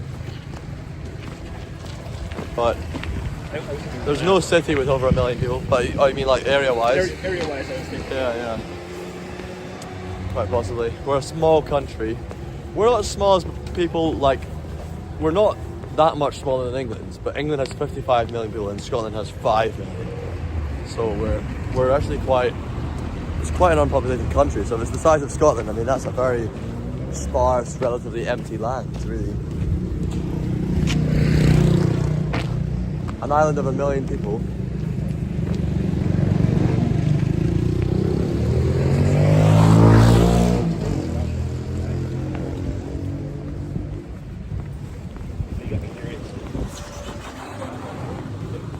Yeah, we're getting some coffee with this. The owner of my hostel and a missionary. Oh, we've got a picture here. Oh, fantastic. Is there catering facilities in the hostel? Catering, there's a little kitchen. Yes. But we can use it, yeah? Absolutely, yes. The last place I was in, they said they had catering, but they wouldn't let us. That's not us to use it, so. Yeah. I reckon I'll buy some meat there if it's still open and we're going back and use that in the morning, maybe. Well, actually, no, I promised somebody I'm going to eat at his place tomorrow. Nice. And they gave me tea for free and looked after my stuff with him, so I really owe it to them. Can I ask you? Yes. Are you an Irish? Scottish. Yeah, you're Scottish. Yes. No. Yes. I Very know close. it. But Scottish people, we all came from Ireland. Ireland, yeah. Yeah. Because you are all of you have red hair. Yeah, but blondie people. Bang on, man. Yeah. Yeah, it's interesting. I've not seen so much red hair Here. in Marrakech and Agadir, but in Tangier and Tetuan, there's so much red You hair. visited Tangier. Yeah, and Tetuan and Martil. Nice. But you visited in this time or earlier in Just the summer? a week ago. A week? Yeah. It was so stormy though. Yes, it was very stormy. It's funny because everybody goes to Martil in the summer Yeah. because they want to go to the beach, but me, I went there when it's a stormy weather. Actually, me personally, in Scotland, I actually really like to go to the beach in Scotland when it's stormy. Yeah. And this is good because it's almost always raining and windy in Scotland. Right. Yeah. Okay. Yeah. So I apologize. you like Sorry. it there? What is it? Scotland has 77,000 square kilometers. Yeah. The whole less than 5,000. I didn't realize how. Wow, it's really small. It is small. I didn't realize how big Scotland. No, Scotland is small, but it's very sparsely populated, you know. And England, if you look, actually, the volume of Scotland is much bigger in terms of the size of the mountains, etc. Wow. So it is larger because it's such high grounds, you know. Imagine living your whole life on an island of 5,000 square kilometers and that's it. Scotland's 77. I mean, I've never thought of countries really in that sense, but I have a number of friends who do keep track of these things. You can ask them any country and they'll know its population, its area, its capital city. I've never been in this place. This one will have coffee. Yeah. Usually when I'm in that place, it's cheap and food is good. Yeah. Are you hungry, man? What? Are you hungry? See, I'm not eating. All right, we'll go to the food place. I may or may not. I'll see if anything jumps out at me. Because I did eat quite a lot, like around midday today. If we're going to go for coffee, that's the kind of place I'd go to. One of the coffee shops. That was funny, that guy dancing out there too. Sorry, man. Wait, what, so many Chinese things creeping in everywhere I go. It's so weird in the last year. I don't know if it's just pure coincidence, but I've just seen so many more adverts for Chinese things. Just noticed them. Well, they've increased, but well, there's an advert for Huawei there. Cars is the main one that I've seen increasing. I left the UK and I've never seen a BYD car in the UK. And now I came back and I saw BYD, I saw Gineco, I saw all these different Chinese car brands in the UK. All because they started manufacturing from Turkey and avoiding those deadly tariffs they had on them beforehand.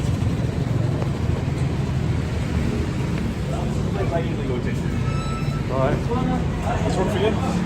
Yeah, sure. Me? Oh yeah. And you're Alright then, folks.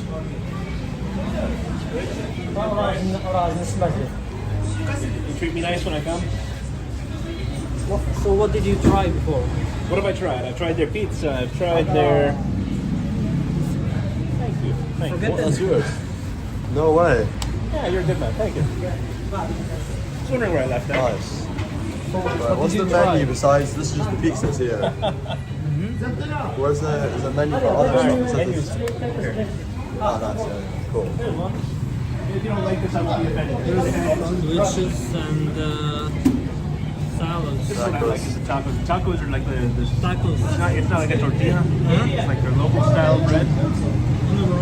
Sorry, Oh, of course, you know. Yeah, I love this. Plat viande hachi. My pronunciation of French is terrible. I'll apologise, but which part of Canada are you from? You say States? I'm born in Canada. Yeah. Born in Canada. No, which part? Where was I born? Which? Out east. East. Ontario area. Ontario. So what did I'm you not something to watch from. Sorry? what did you want to try? This. La viande hachée. Yeah, plat viande hachi. واحد قبصة ديال My الكفتة. pronunciation of French is terrible. People always mock me for my terrible French pronunciation. I was like, to say no sugar, I was saying sans sucre. لا And ولكن they're like, it's not sans sucre. It's sans sucre. Sans sucre. It's mental. فلوماطيشة As long as people understand you, that's all that matters. Well, they don't know sometimes, so. omelette صافي. So in this Yeah. I don't know how to translate viande hachée in English actually. It's a meat plate, yeah? Yeah, it's meat, but it's not that meat. It's like Ground beef? wait. Meatballs? Or, I don't know what haché means. There's no beyond is meat. Well, So. they call it kufta, so wait, let me see. Yum.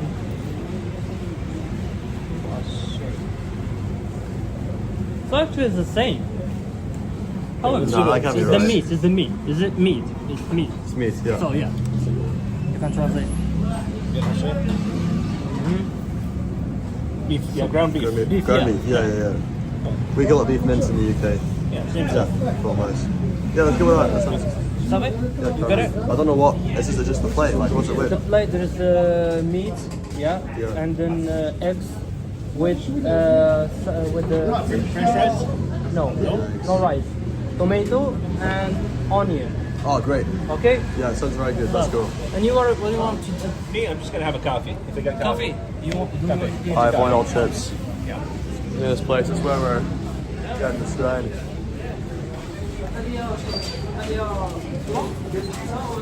I always find these brands of beef testosterone. That's bang on crack a thumb.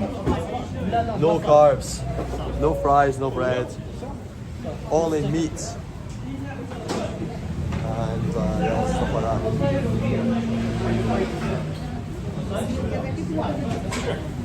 Well, he's the one with the camera, so he's got to choose. No, don't worry about the camera. Don't worry about these guys. But we got the battery, we got the charging for it back here. So that's really good.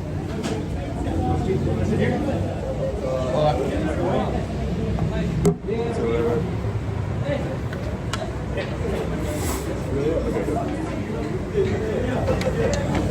All right. Power. The power. Hopefully we'll get lots and lots of testosterone from all this beef. That's what Crack is wishing on us.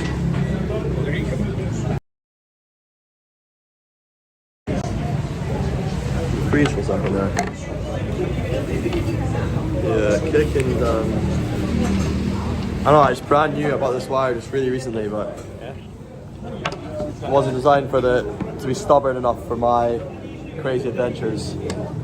This morning I was like, because the hostel I mentioned that they wouldn't let me cook anything there, so they had like a 4-hour cleaning period. Okay. It took them 4 hours to clean the kitchen or something like that. But I was chasing around for beef mince all day, all morning. No, sorry, I got beef mince. I was taking around to try and cook the beef mince. Because in Rabat, Casablanca, Tangier, everywhere, they had these grills everywhere. So I thought, oh well, there's all these food places, there must be some grills where you just put your own food and you can grill it. But it was not easy to find at all. I spent ages trying to find it. Eventually, I managed to get far enough away from the touristy places. I found a guy who did it. I was delighted, and I ate a great big bowl with lots of minced meat. So I had a lot of food. That set me off for the day. And the rest of the day, I was just like playing bagpipes in lots of places. And yeah, trying to go near-ish to the square, but not near enough that it's like just all tourists. Because I want to play to Moroccans. I'm here for the Moroccans, not for the you filthy tourists, you scumbag people. You know. No, I'm kidding. I've never considered myself a tourist. Well, you're a missionary, man. You're a missionary, right? So Exactly. Most of my life I've been traveling. yeah, you're a traveler, or what'd you say? I'm a perpetual traveler. So where have you gone this trip yourself? Keep in Morocco? Did you come straight here? Yeah, so I went back to Scotland for Christmas, and then I went back out on a trip to Morocco. You're like a perpetual traveler then too. Oh yeah, I mean I spent less than whatever the tax period, less than 45 days in the UK. So I'm technically a non-resident. I'm technically an Australian resident actually. Yeah. Australian resident? Yeah.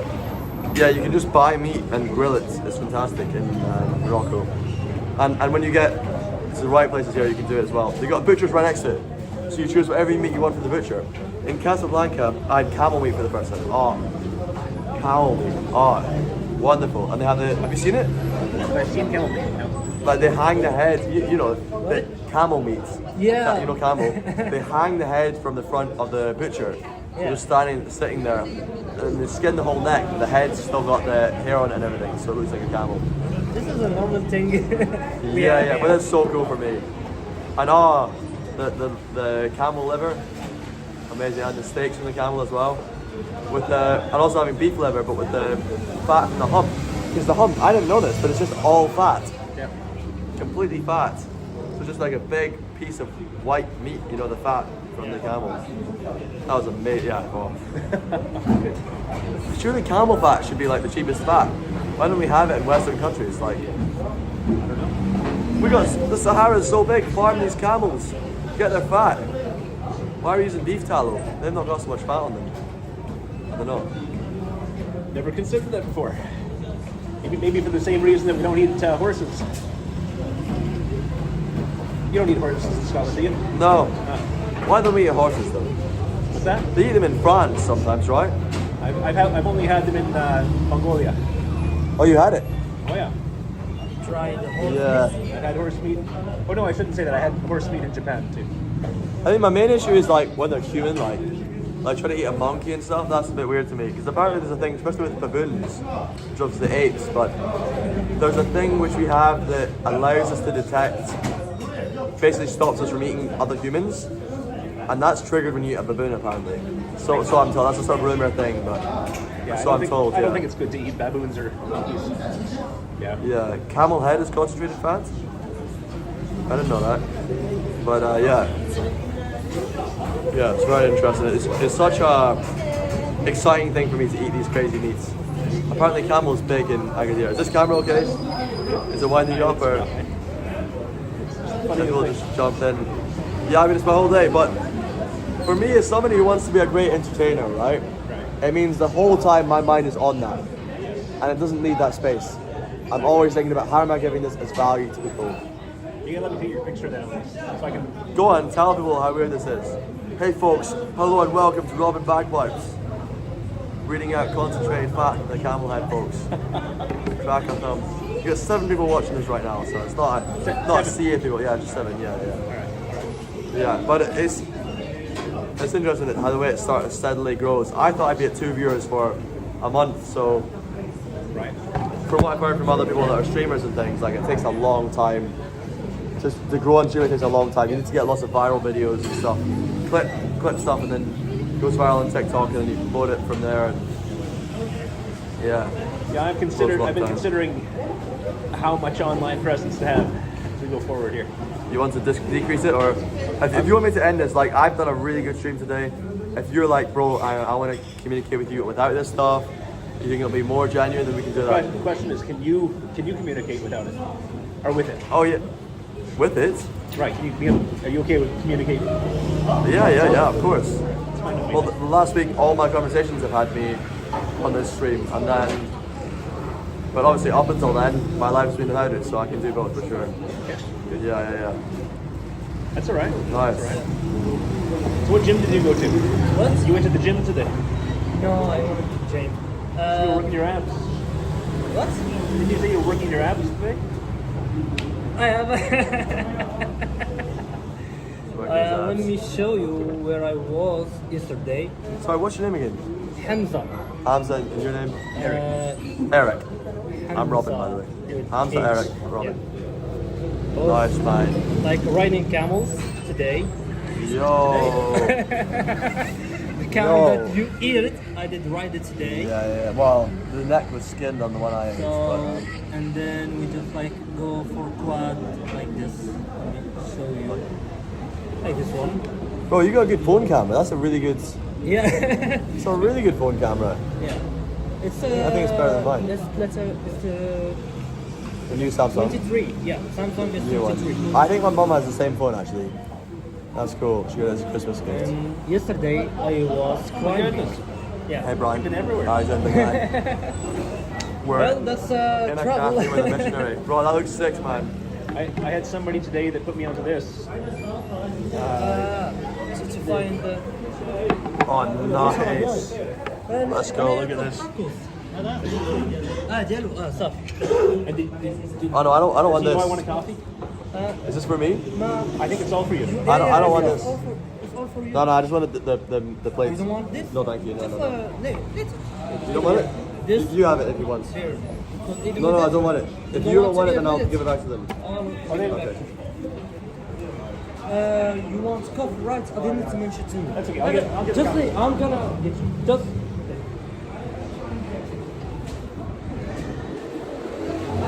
All right. I'm hungry when the meat gets here. Oh. We know the best conversations happen when I'm scrying Let's away. get something else to drink. I'll see what they got. I'll see what they have.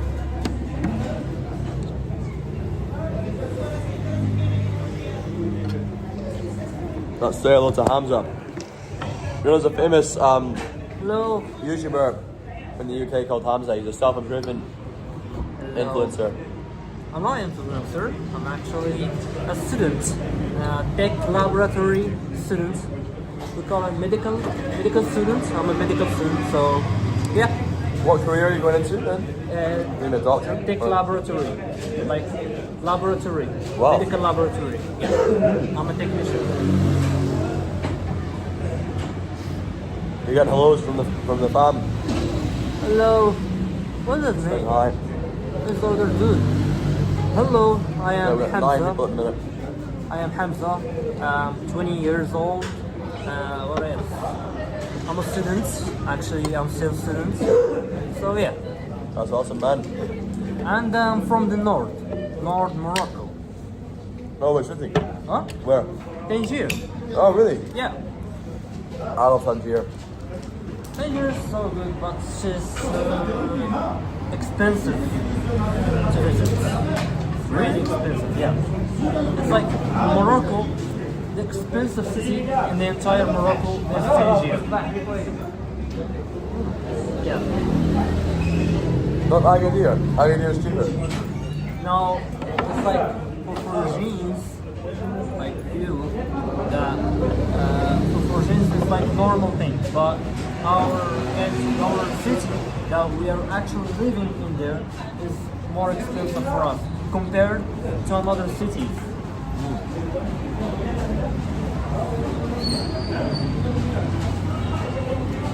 I think expensive is relative. Yeah. There's 20 euros to get the ferry to Spain. 20 euros. Something like that, yeah. So I reckon by how much cheaper it is to get a meal in Tangier, there's probably meals you can get where it's cheaper to get a ferry across from Spain. عطيني شي مريندة تفاح ملي تفاح. That's good. Do you want to eat the fries? Yeah, there's an Eric. Just Eric to say, as well. He's a missionary. From a range of different, mostly Protestant churches. So what are the religions you've learned about? What? Taoism, Hinduism, Buddhism, Zoroastrians. Have you learned about Zoroastrians? Is that part of your... little bit. They've came into focus lately, obviously, because of Iran. Yeah. They're a big subject of focus. Yeah, I don't know a lot about Zoroastrians. I did a little bit of look at them earlier, but never got into that one in a deep way. Yeah, I've spent a lot of time with the Muslims, a lot of time with the Hindus, a lot of time with the Buddhists. Nice. Did you identify a significant flaw with the Zoroastrians? Well, except the same flaw as everybody else, like I said, is that trying to get to heaven without Jesus is it just doesn't work. Because of forgiveness. What's that? Forgiveness is the main thing. It's not just forgiveness. I mean, it's restitution. I mean, it's not only because you can go around thinking you're forgiven when you're not. You have to have that restitution. You have to have that. The only way to get that, is by actually having. An iced tea. It's a normal drink. Call it like Coke and whatever. So sorry, you'll have to forgive me. Can you define restitution? Restitution. All right. Restitution is making yourself right. Is basically what restitution is. Getting yourself right. It's really getting yourself right with God.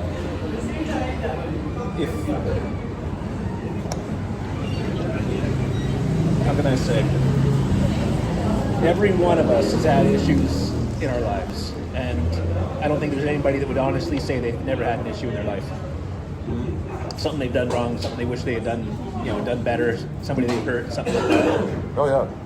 And when you realize that it's not just people that we hurt, but we hurt God too. You got to believe that there is a God before you can believe in Jesus. Otherwise, there's no point in going through it. But you got to believe there is a God, that He exists, and you got to believe He's a good God too. Otherwise, you'll never look for it. If you just think there's a God up there and He's a mean, spiteful thing, it's not gonna, you're not gonna go looking for that God. But the true God is good. Like He created us. He created us because He wanted to have a relationship with us. How do you respond to criticism that the God in the Old Testament seems almost like a different God because He's so much more violent, more like a warlord almost? Well, in some ways it looks that way. I'll agree with that. There was a different... It's interesting. I remember at one point getting that kind of question from somebody when I was in England. I was over at Speaker's Corner there, and somebody was asking me about it. He said, "Oh wow." He said, "Your Christian God, He's in favor of he's in favor of slavery." So what do you mean? He said, "Well, I didn't know what to ask." It says, because it's because of slavery that it talks about slavery in the Bible. God's in favor of slavery. And at the time, I remember thinking about it, and I didn't quite know how to answer him at the time because I didn't know where his question was coming from, really. But what it is that God has been working with people that are fallen for years and years and years, they're looking to get on the right path. Slavery is a different thing in terms of what, how things worked in the Old Testament. Even today, there's religions, many religions that say they don't want to have believers of other religions, influencing them. And it's mostly the things like, I don't know if you have any Hindus or any Nah, no Hindus. I've got Muslims, a couple of Jewish people, but they're mostly Christians. I mean, I've had. It's very interesting. I know some Muslims that are very wonderful people. Absolutely love them. Oh yeah. My brother here is probably a Muslim, I'm guessing. What? Are you a Muslim? Yeah. By birth? Yeah. And I know a lot of great Muslims. Yeah. I know the Muslim religion is, in itself, not as peaceful as a lot of the Muslims I know. I'm not answering your question well about God, God, how He works in the Old Testament. You've given me lots of value, so... Part of the answer is because it was a different time period. There were a lot of people that were fighting at that time. And he had to make a place for those people who would honor him. That's what he set up in place. And I'll tell you what, we would not have the law system today. We would not have in Scotland, for instance, North America, all these places that have actually very good laws. They're all based on the laws that God set down. Like if you take a look at the law systems of Scotland, the law system of England, the law system of all these countries, they're based on the Mosaic Law. They're not based on on the laws that you'll find in tribes in Africa or things like that, which are sometimes a little crazy. Yeah. But they're based on the Mosaic Law. You've not done much in Africa, have you? 3 years in Africa. Okay. It's not lately. Lately you were describing different countries, but... lately it's been Asia, Yeah. Because most missionaries I know of, they're more likely to be in Africa. So a lot of missionaries in Africa, I know. It depends on the situation. Like I said, it's depends on where we need to be at the time.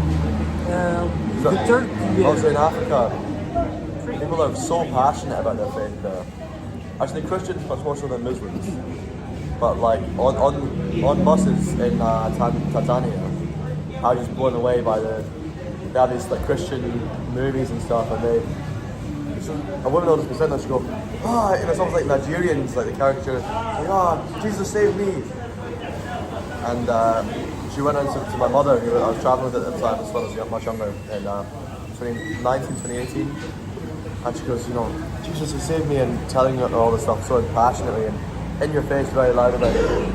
I didn't experience that with Zanzibar or Malawi with Muslims. No, I didn't experience Muslims. Nah, like... You say with Muslims? Nah, they weren't loud about it or like proud in that kind of way. I found that in Tanzania, Malawi, Zambia, there's a lot of, they're Christian nations, really. In many ways, their law system is now based on Christianity. Well, Southeast Malawi started Muslims because of Mozambique influence. And they've been coming over from Mozambique for a long time. And were you in Mangochi? Most of my time, a little bit, but not very much. Most of my time was in northern Malawi when I was there, up north of Lilongwe. Oh, okay. So that was where most of my time was spent. Yeah, it's more Muslim the closer you get to the border, especially Mangochis. I think it's the most Muslim. I'm enjoying. The last time I was in Malawi was, oh goodness, 2000. Well, it would have been just after 9/11. So 2003 or 2004, somewhere around there, was the last time I was in Malawi. So have you been perpetually traveling since then? I've spent a lot of my life traveling. Man, I cannot learn enough from you in a 30-minute meal or something, but like that's incredible, man. It's fascinating. I mean, especially like having this deep faith-related kind of spiritual journey, right, that you've had probably while traveling. And I suppose you've discovered your own faith in new ways along the way as well. I'll tell you what, I've learned a lot on the way about who God is truly and what it means to be a believer in Him. Because even as a even for myself, I became a Christian at a very young age.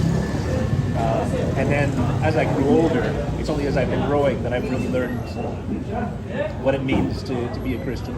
Because, you know, when you become a Christian and you're young, you just do it because, you know, you feel it's the right thing to do as a kid. You're following your parents most of the time. Yeah. You know, so it's when you become older that you actually have to work your own faith out. Yeah. And what I've realized is there's a passage in the Bible that says that Jesus is the author and the finisher of our faith. And it's sort of right, but the passage is a bit of a mistranslation, because what it really means is that Jesus is the one that draws out the blueprints or the battle plan for the faith in our lives. And so if when you become a believer, you realize that Jesus is basically walking us through. He's the one that lays down the battle plans for faith in our lives. He's the one that walks us through it. And he's the one that leads us through to victory at the end of our lives. And that's what faith really is. Faith is an understanding of who Jesus is and walking with him. And you don't really realize that, you know, as a kid. You don't see how that works.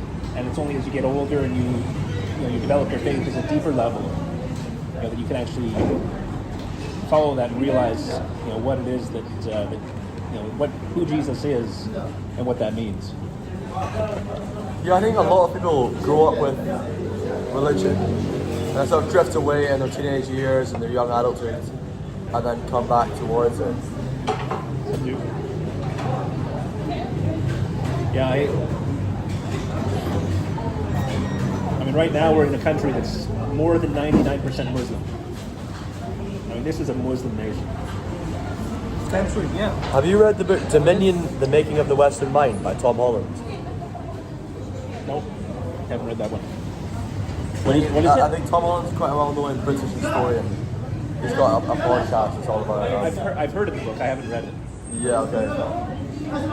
Yeah, you know Tom Holland, so yeah. I was just this podcast a bunch. So when I was in Australia, I listened to so many podcasts. And I was working. See this here? Yep. I was working in Australia, falling asleep at work. Falling asleep at work? Well, I was overworking a lot. What were you doing at work there? Sorry? What were you working at? Doing the farm stuff? No, we were a contractor for BHP, which is a mining company. So we would repair conveyor belt deflector plates for them. And I was grinding down bricks. So basically we sit in the chute and it's all like really bumpy and a mess. I need to make it nice and smooth so that the iron ore goes through it smoothly. It's a big like chute with bricks in it basically. And they're either bonded in or they're screwed in. And these were bonded in. And I was grinding like that. And I'd been sleeping really, really badly that week, so I was working like 80 hours a week and stuff. 2 jobs, restaurant, 10 hours a day on that one, 5 hours on another job. So, and I fell asleep. I was all this warm water going over me. I was just there, grinding, and it was like, oh, close up my hands. Yeah, pretty terrible. But At least you woke up quick. pretty hard to sleep when that hit my hand. Pretty hard to sleep. Yeah. Yeah. Oh boy. No, I've done many silly things, and like you were talking about doing this stupid things. I was thinking about the number of silly things I've done today, and I'm pretty transparent, you know, talking to them about it, just saying it's silly, ridiculous, you know. I think we've all done silly, ridiculous, stupid things as we grow up. Well, something I'm aiming to do to incorporate more into this is at the end I want to read a piece of wisdom from Scottish wisdom, Western wisdom, and Christian wisdom as 3 little things. Okay. So, the Scottish wisdom was Robert Burns' poem. The Western wisdom, we took an American thing. It was that book, the Marines read. Like we took an excerpt from the Marines, and the Christian wisdom was a verse about. I was trying to find a verse about dealing with rude people. About what? Dealing with rude people. Rude people. Yeah.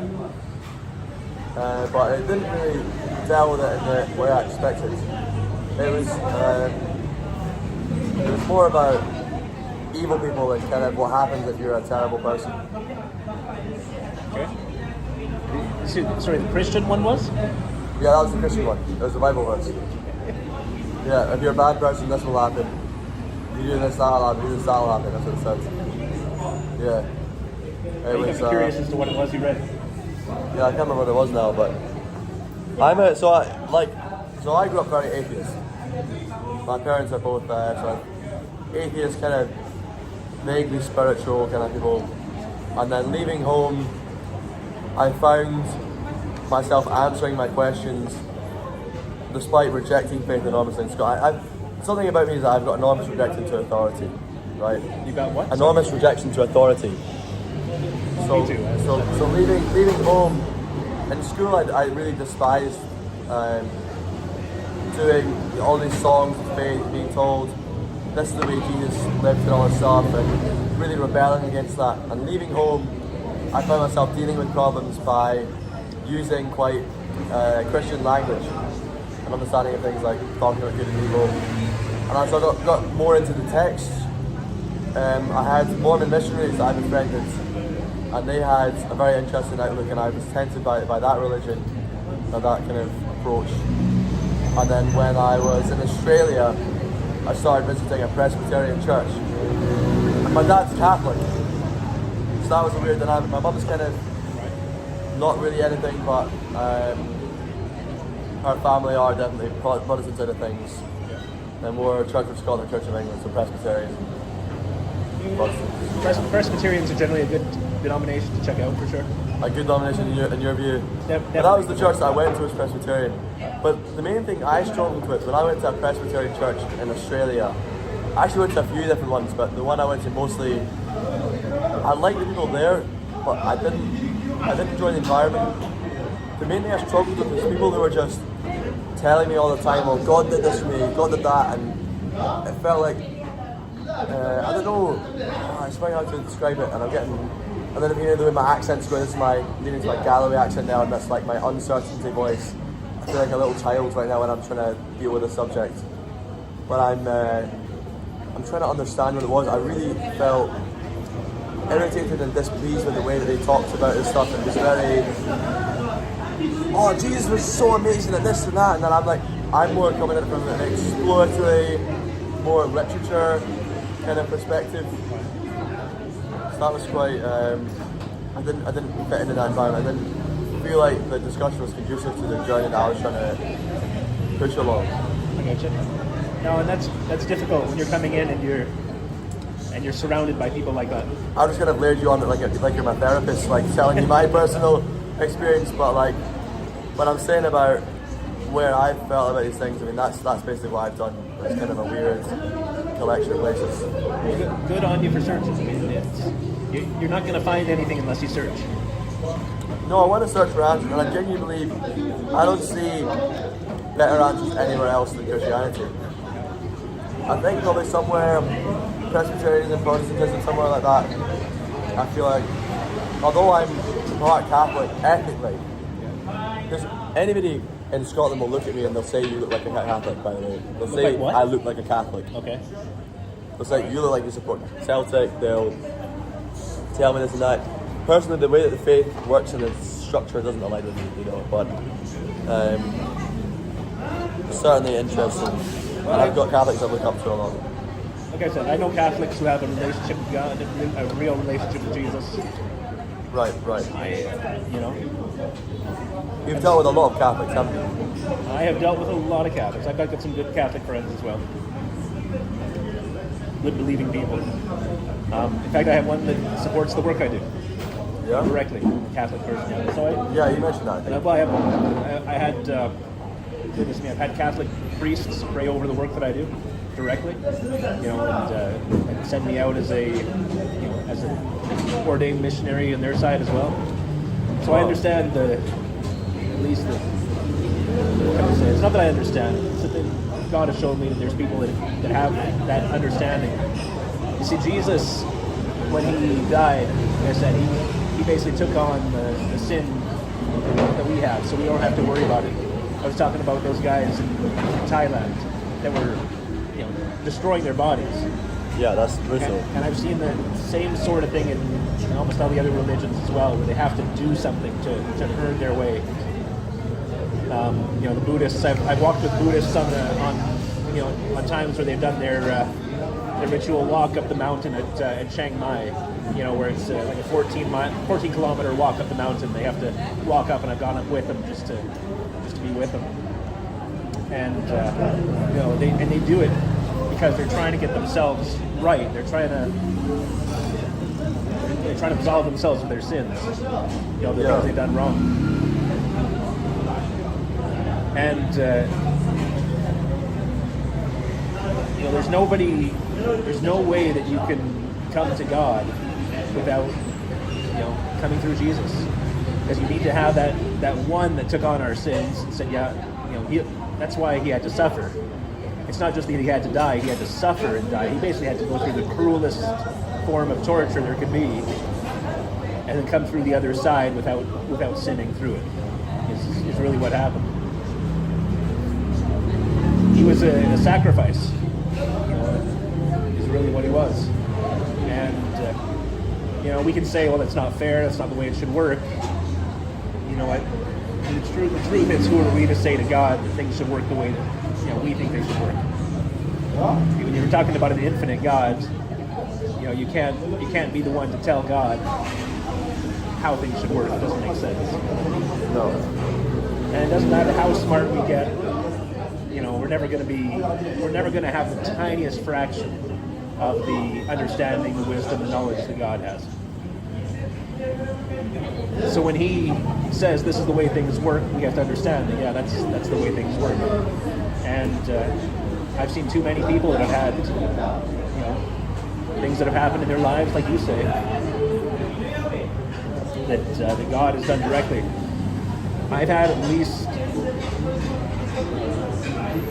3 times where God has spoken to me in ways that were very direct, very, very pointed as well. I've even had miracles in my own life that were things that God included there directly on His. Things I could never explain from a natural point of view. But those are more evidence of what He does. That's not, He doesn't have to do miracles to be who He is. Miracles are, almost think of them like a bonus. That's, if you get a miracle, that's a blessing. That's a bonus. That's not something that you always do yet. Right.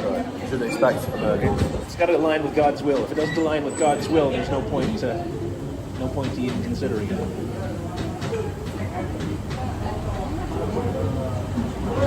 Any of that make sense? Yeah, it makes sense. I don't know if it necessarily answers like what I've thought about with my thing, but I think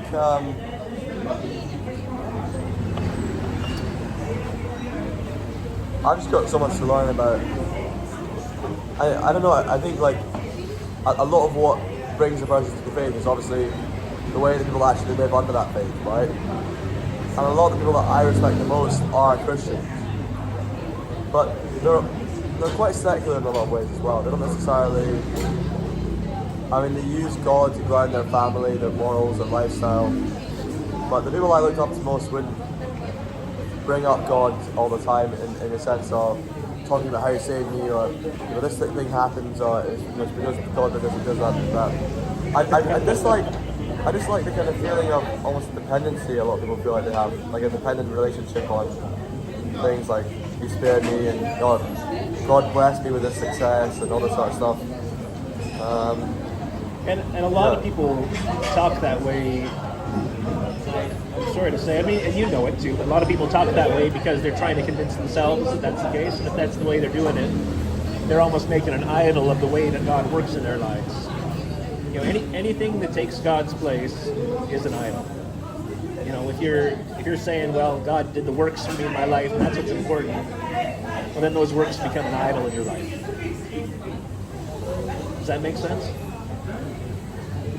If you're not looking to God, you're pointing in the wrong direction.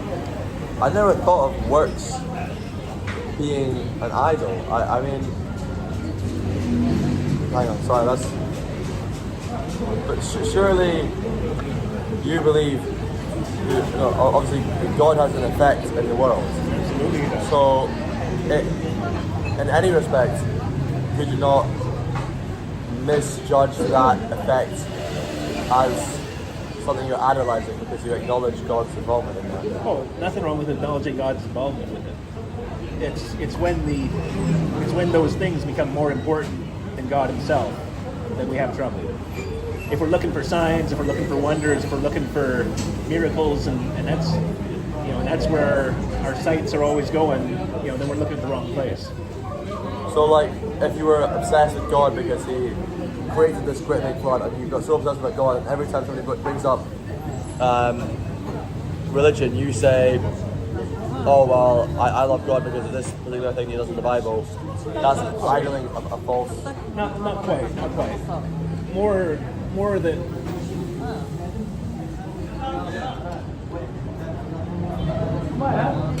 How can I say it? When God works in our lives, you know, it's very evident, and it's Him that's working in our lives. A lot of people try and use their own faith to make things happen. You know, oh, if I have enough faith, I'm going to make this happen, and I'm going to push it through myself, and I'm going to be the one that gets God to do this, and that's when the focus goes the wrong direction. You got to realize that, you know, when we're asking for God to do something too, it's got to be in His will. You know, if He wants a miracle to happen, it's got to be His will for that to happen. All things work out for the good for those who love God and those who are called according to His purpose. And really what it means is that all things work out for the good. It doesn't necessarily mean that all things feel good. It doesn't mean that all things are things that we like, you know, in the moment. But what it means is that all things work out for the good, you know, the ultimate good. And that's where we have to focus on is God and the ultimate good, not focus on, hey, this is what feels best in my life. I'll tell you what, not focusing on what feels best in your life. Yeah, that's definitely a bad idea. The early Christians, I mean, they were persecuted. I've been places like, you know, I was in Japan, and they were telling me about, you know, a few hundred years ago they had more Christians there, far more Christians than they had today. But they got a new emperor at the time, and forgive me, for the guys on your stream, they probably know who it is. They can probably figure it out. But when the regime changed over, he felt very threatened by the Christians and by Christianity, so he stamped it out. And I heard stories from people there, you know, of what had happened in the past. Things like, you know, whole families getting killed, you know, men, women, children, because the family were Christians.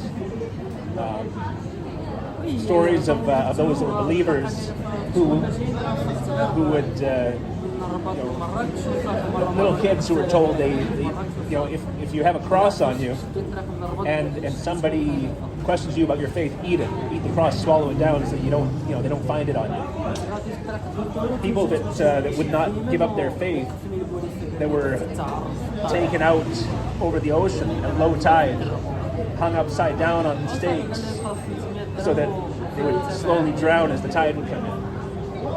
You know, they were terrible to Christians in that area. So Christianity is not a religion for the faint of heart. Have you seen Martin Scorsese's most recent Christian film with Andrew Garfield? Which one? The one with Andrew Garfield. I think he was playing a pope in it.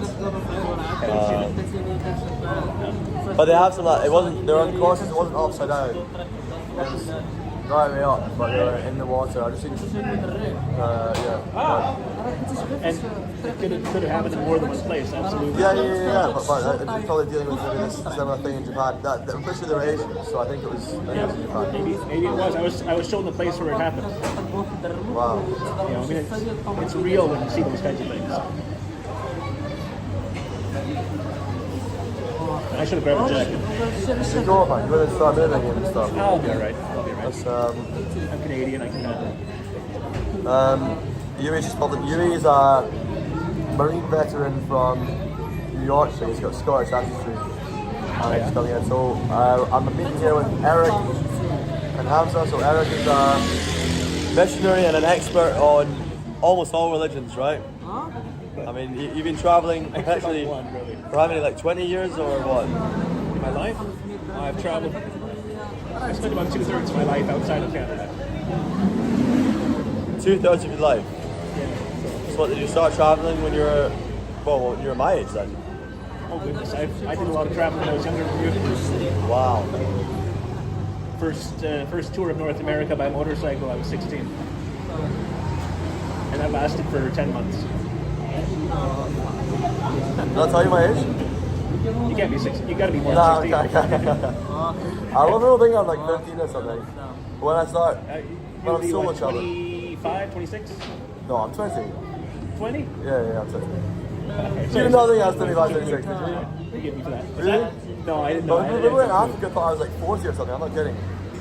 People thought I was really young there. I've spent a lot of time with Asians, and they all look young. So Yeah, Asians are different breed. I had a flatmate. There was a Korean, and we both thought we were like went to school together and stuff. But he was 14 years older than me. He was 33 and I was 19. I mean, it's just crazy. So when we were traveling for the first 6 months of bachelor, we were traveling together. So it went slightly different directions. He's I was doing his own thing with social media now, but when I was 20. I think I was. Yeah, I was in Africa when I was 20. I was teaching teaching mathematics and science at a high school in Africa, in Malawi. wow. In Malawi, in Lilongwe or North of Malawi, a place called Kasumu. okay, not a Scottish place. They have so many Scottish names there, don't they? So many Scottish. Never thought Yeah. about that. Blantyre. Blantyre, is that Scottish? Yeah, that's the place where David Livingstone was born. Oh, of course. David Livingstone. And then also up north they have, and then they got loads of places, yeah. And obviously Livingstone in Zambia. David Livingstone made a lot of Scottish places, but Malawi's got a very positive connection with So do you Scotland. speak Chichewa at all? Chichewa? No. I can't even say hello. Why is it so long? Like, Mulabwanji. Oh, yeah. Oh, you'll hear from the books that it says Moni Moni is the way to say hello, but nobody says that. It's Wow. Mulabwanji. Ninabuino, Kainu. Yeah. Well, this is so much listening. Alright, I'm gonna go pay because I think.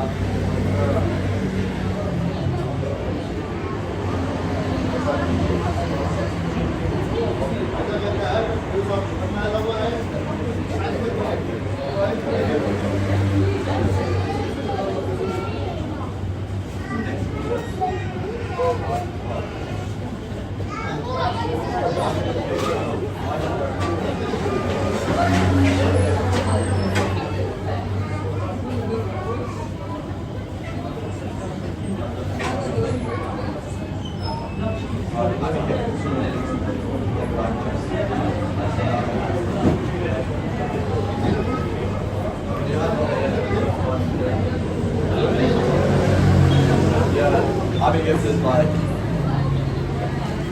free tea and perfume and just some guy was trying to give me plates. I had to start turning down free gifts and it's like, guys, I can't have space for this, but people were just so generous and the thing is, I don't normally buy this stuff, but now that people have given me things, I feel like our responsibility to spend more money in the economy. So I'm like, it feels super unbalanced.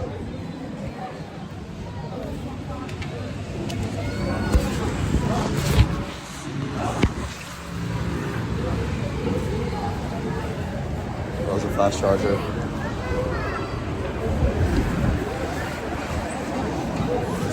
I'm gonna pop into a couple of shops on the way back so I can get some water and meat and things like that for tomorrow. Sorry? We walk right past the grocery store on the way here. And the butcher. And the butcher. If it's still open, we'll see. The grocery store is open till 10. I don't know what time the butcher's open. Yeah, butchers are normally closed quite early. I'm surprised it's even still open now, to be honest. I don't know, I might buy some meat, keep it in the hostel and then walk into town with it tomorrow. Is that called Cafe Palestine? What is this Palestine road here? Oh, right. You said, when I asked you your faith, one of the things you said was Zionist. Yes. Is that like a key part of your beliefs? I said Messianic Zionist. I'm coming from Israel. They have they don't have a very favorable view of Christianity. In Israel? In Israel. That's interesting because that was not my experience actually. But Towards the Christians? Christians? Um, Well, yeah. the Jews have been persecuted by many different groups, including the Christians, over the years. Yeah. Well, I learned about a lot of that. I learned about a lot of bloods, and especially obviously the Crusades in Jerusalem and things. But they persecuted everybody. I mean, they persecuted the Muslims, the Jews, and the Arab Christians. They just slaughtered them in the Crusades, you know. I'm not saying that's representative of Christian faith, but obviously, you know, I can understand why that'd be pretty brutal. Apparently, growing up, they would see people walking about with these kilts, by the way, in Israel. So some people I met there. Really? Old ladies. I don't know how long ago that was, like, probably in the 1940s, maybe. It's an old lady talking about her childhood, but yeah, it's an interesting thought. Well, I stayed while I was there at Christ Church, which is the oldest Protestant church in the Middle East. Wow. And they were instrumental in helping the nation to get onto its feet there over the years. What, in the 1940s and things, you mean? Well, long before that. The Jewish people at the time were, you know, that church has been around for 200 years. The Jewish people that were in the area were some of the poorest people that had some of the most difficult life. They didn't have good facilities. You know, they were persecuted left and right. And, you know, they didn't have hospital facilities, school facilities, anything like that. So Christ Church actually, they set up a hospital, they set up vocational facilities for those guys.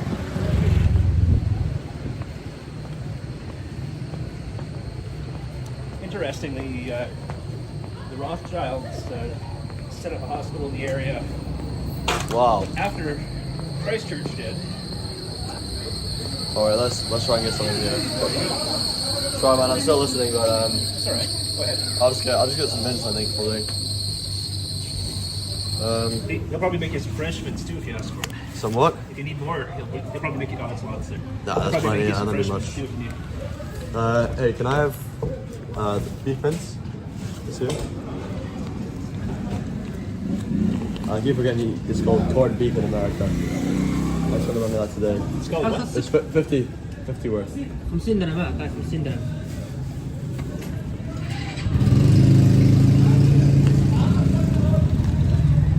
It's easiest to cook and things, you know. Just all of today? Sorry? So much. Just whatever I get for 50. It's so much for one person. I don't think it's too much for one person, mate. You're going to be surprised by how much I eat, trust me. Okay. No, I'm being very serious, mate. I usually eat a lot. Thank you. If it's for one night, for you it's so much, I guess. Oh, this is for tomorrow. Shukran. No, I eat a very large amount of food, but I have like a autoimmune thing, but yeah, I use up a lot of food my day to day.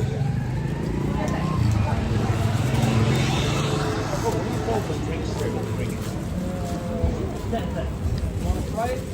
I have tried it, just couldn't remember the name.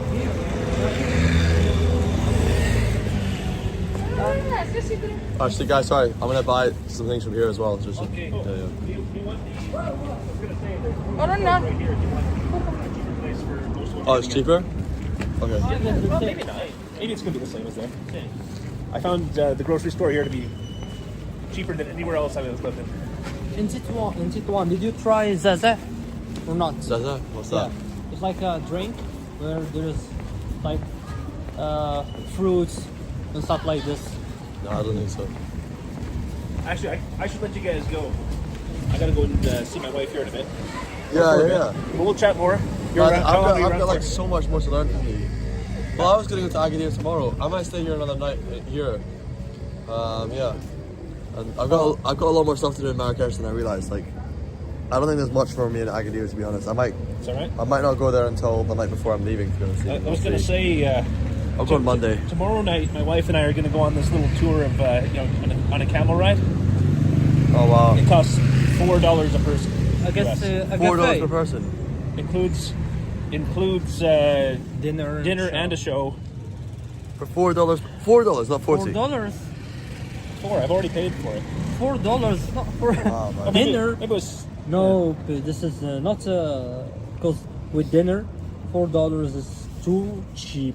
That's what I thought. No, Well, it's depends not what cheap. the- There's depends what something the there. dinner is, though, so- Because $4 it doesn't buy for you just the dinner. It's not $4. I'm telling Anyway, you. I'm gonna go. You can get a tagine This is where we're for going tomorrow. 22 dirham. Tomorrow evening. What? You can get a tagine for 22 dirham. Tagine Tagine, yeah. for 28. Yeah, you might find 40 is Listen, 40 for one, for one or for two persons. Two people together was gonna be. Where in Agape or where? Where we're going? I should get one of these not so big ones. So a medium bottle. Was I gonna fit in my bag? Give me details. Agape. Oh, sorry, $6 per person for this.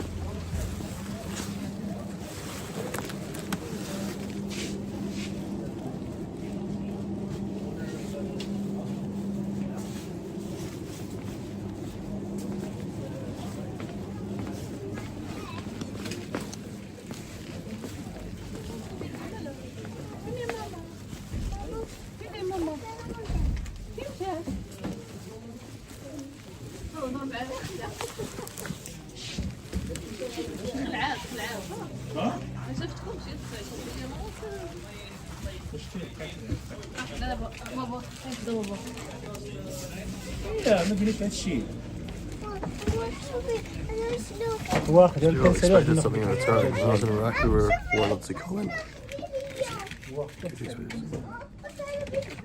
Which people are you talking about? You? Sorry, man. I've been locked in on shopping. Yeah, you guys. See you guys in a minute. Let's try these people who expected something in return. Bro, I'm so sorry, man. I've been like not reading these, not reading the chat for quite a while. I actually don't know what you're talking about. Could not tell you what you're referring to, but.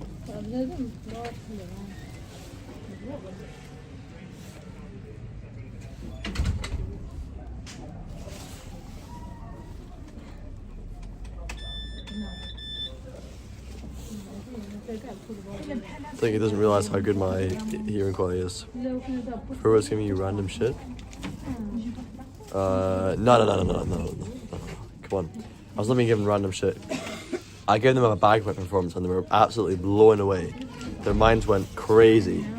And they were just delighted to have me doing that. I mean, that's not giving me random shit. They weren't expecting anything in return. People do that as well. People try and give me tours, you know, to try and convince me to give them some money for giving them a tour, but sometimes I end up doing it, sometimes I don't. If I think they can get me value, like if I think they can get me into interesting places, then I will. That definitely happens a lot. Like there's a lot of times somebody will take me on a tour and they actually take me to places I would never have found otherwise. But generally speaking, I mean, I don't know. Should be about 20 dirham, I think. Oh no, probably slightly more than that. Let's see.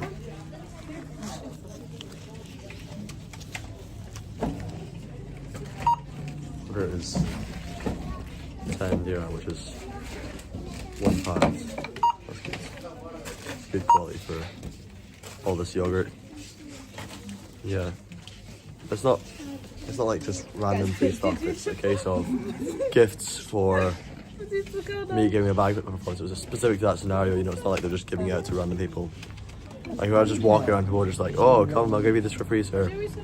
Obviously that'd be fucking because they want money or something. But let me polish your shoe sort of thing. Come here and they just start polishing your shoe when you're standing still. But no, fair enough. Like you're right about that stuff is a big thing in here. They do it all the time. It's a big part of how people sell things, especially in like the most tourist areas in the square. But kind of interestingly, managed to put a nice sort of little balance between the super touristy areas and the not so touristy areas, you know. It's been really good. Oh, nice. Good price.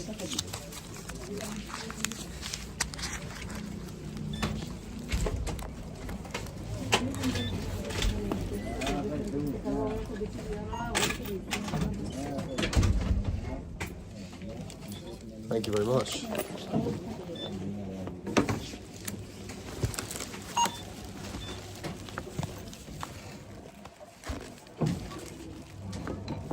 Yeah, what the fuck? The wallet guy.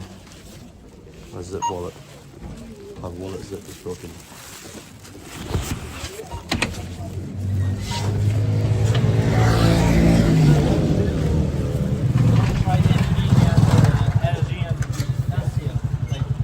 Indonesia is a great place. Yeah.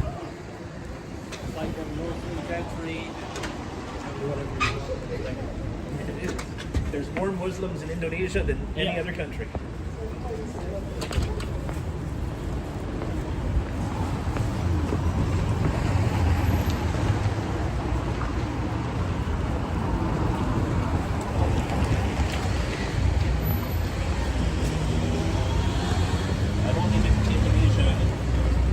I know lots of Scottish people actually who really this, even though, you know, Lewis Capaldi is pretty cool that we have this guy who's a singer and represents our country and everything, but it's, are we? I genuinely can't remember the way, so I'm following you guys. Allah, yeah.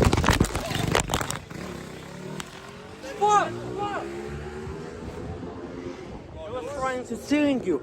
Here's your phone. So fucking well, man. Bro, how did you manage to grab that? Say alhamdulillah. Bro. كانوا No, no, غيديروا لي no. التليفون الحمد لله زيد التليفون. Bro, what the fuck, man? That's never happened to me before in London or anything, man. ما Really, bro? Fuck, Do you man. wanna get the police into or just like left it? Well, we should probably tell the police, I suppose, if it's, I don't know what the local attitude is, but... Here.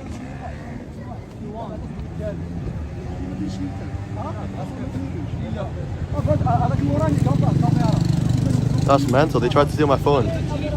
This guy just fucking, he did so well, man, to grab that there. That's crazy instincts, like... Amazing instinct. I could not have responded to it like that.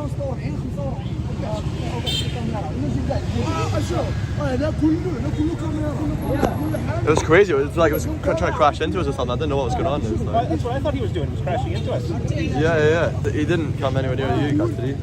No. I didn't even realize that that's what he was doing. Was coming in to get the phone. No, I didn't even cross my mind.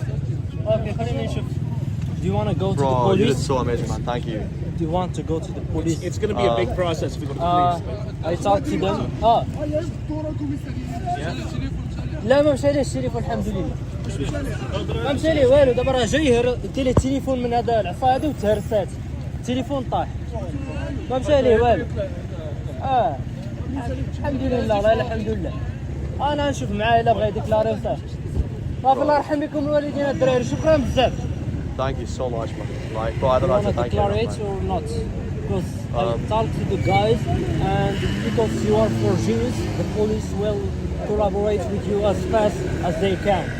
So, do you want to declare it? Or I'm not particularly bothered. I just want to do whatever's going to be best for like the community and so you don't have more of that, you know. okay, let's go to the police station. But you want to go home, man. See your wife, bro. I do. That's There's no.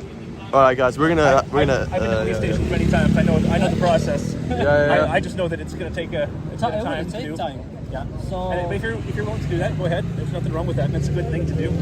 Yeah. It'll be an interesting experience for you. This is a good. Yeah. I've never been to a police station before, actually. so you want to go? Do you have your passport actually now? Yeah. So we can go to the police and tell them, even if they don't get it, we just like do whatever. Oh, this is broken anyway. I mean, that's probably like. But Did they take But the best thing that you have your phone. bro, you got my phone. That's Yeah. all that matters, man. That's This is amazing. And it was live the whole time. Somebody tried to steal my phone. Yeah, they grabbed it while we were walking across the road. Yeah. Okay. All right. We'll see you guys. I'll wait for you when you get back. Hey, man. I'll wait for you All when right. you get back there. Don't worry. So interesting speaking to you, man. All right, see you. All right. Pleasure. See you. Yeah, I mean, the only reason I want to go to the police is just because I want to not make it happen again, you know? Okay. It's a real shame, man, because I've been told so many times how safe it is here, you know? Yeah. But, You know, this is my first time I get into stealing phone, and bro, how are you that fast? Like, he was like, you were here in phone, and then he grabbed from here, and then I just grabbed the phone. Bro. And the phone just left. It didn't broke, right? No, the phone's in perfect condition. It's just the stick that he managed to pull off the top of the stick.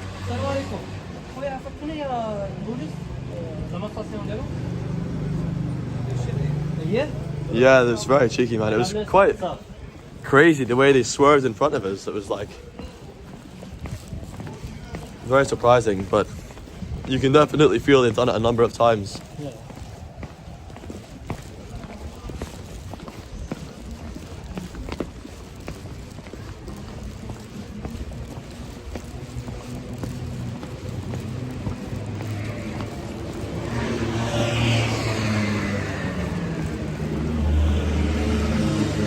But also we have the live stream too, so we can use the playback if you want. You have a playback? Yeah. And I'll end the stream when we go into the police station, obviously. Yeah, we're gonna have to end the stream soon, but I don't think I'll come back on tonight because I've got lots of editing and stuff to do. So I'll see you all tomorrow. Thanks for sticking about, and sorry to end in this kind of abrupt way. I had a really good meal there and a really fascinating conversation. And I'm just amazed by this guy Hamza here for grabbing my phone and saving it from those guys, because that was crazy. They had the top part of it that's like the part that attaches onto the stick. You see the stick's broken here.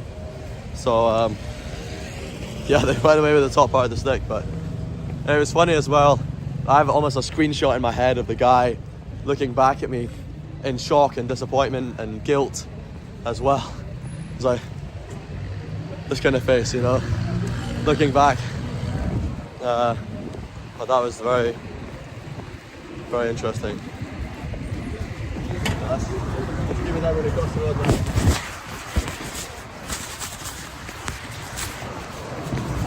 In big cities, you carry on your phone. Because this is Yeah. city. You don't know who is with you. It's not safe. It's not like a small city or something. Alright. Shall we say goodbye to everyone? Great idea to live stream your failed attempt at criminality. Oh, we're gonna go into the police station now. Police station just over here. Thank you so much, everybody. Thanks Yui. Thanks all the people that stuck through. Thanks Mickey, Angelica, Rodrigo. You've been amazing today. Saladin, you've contributed a lot today. That's been fantastic. See you all later.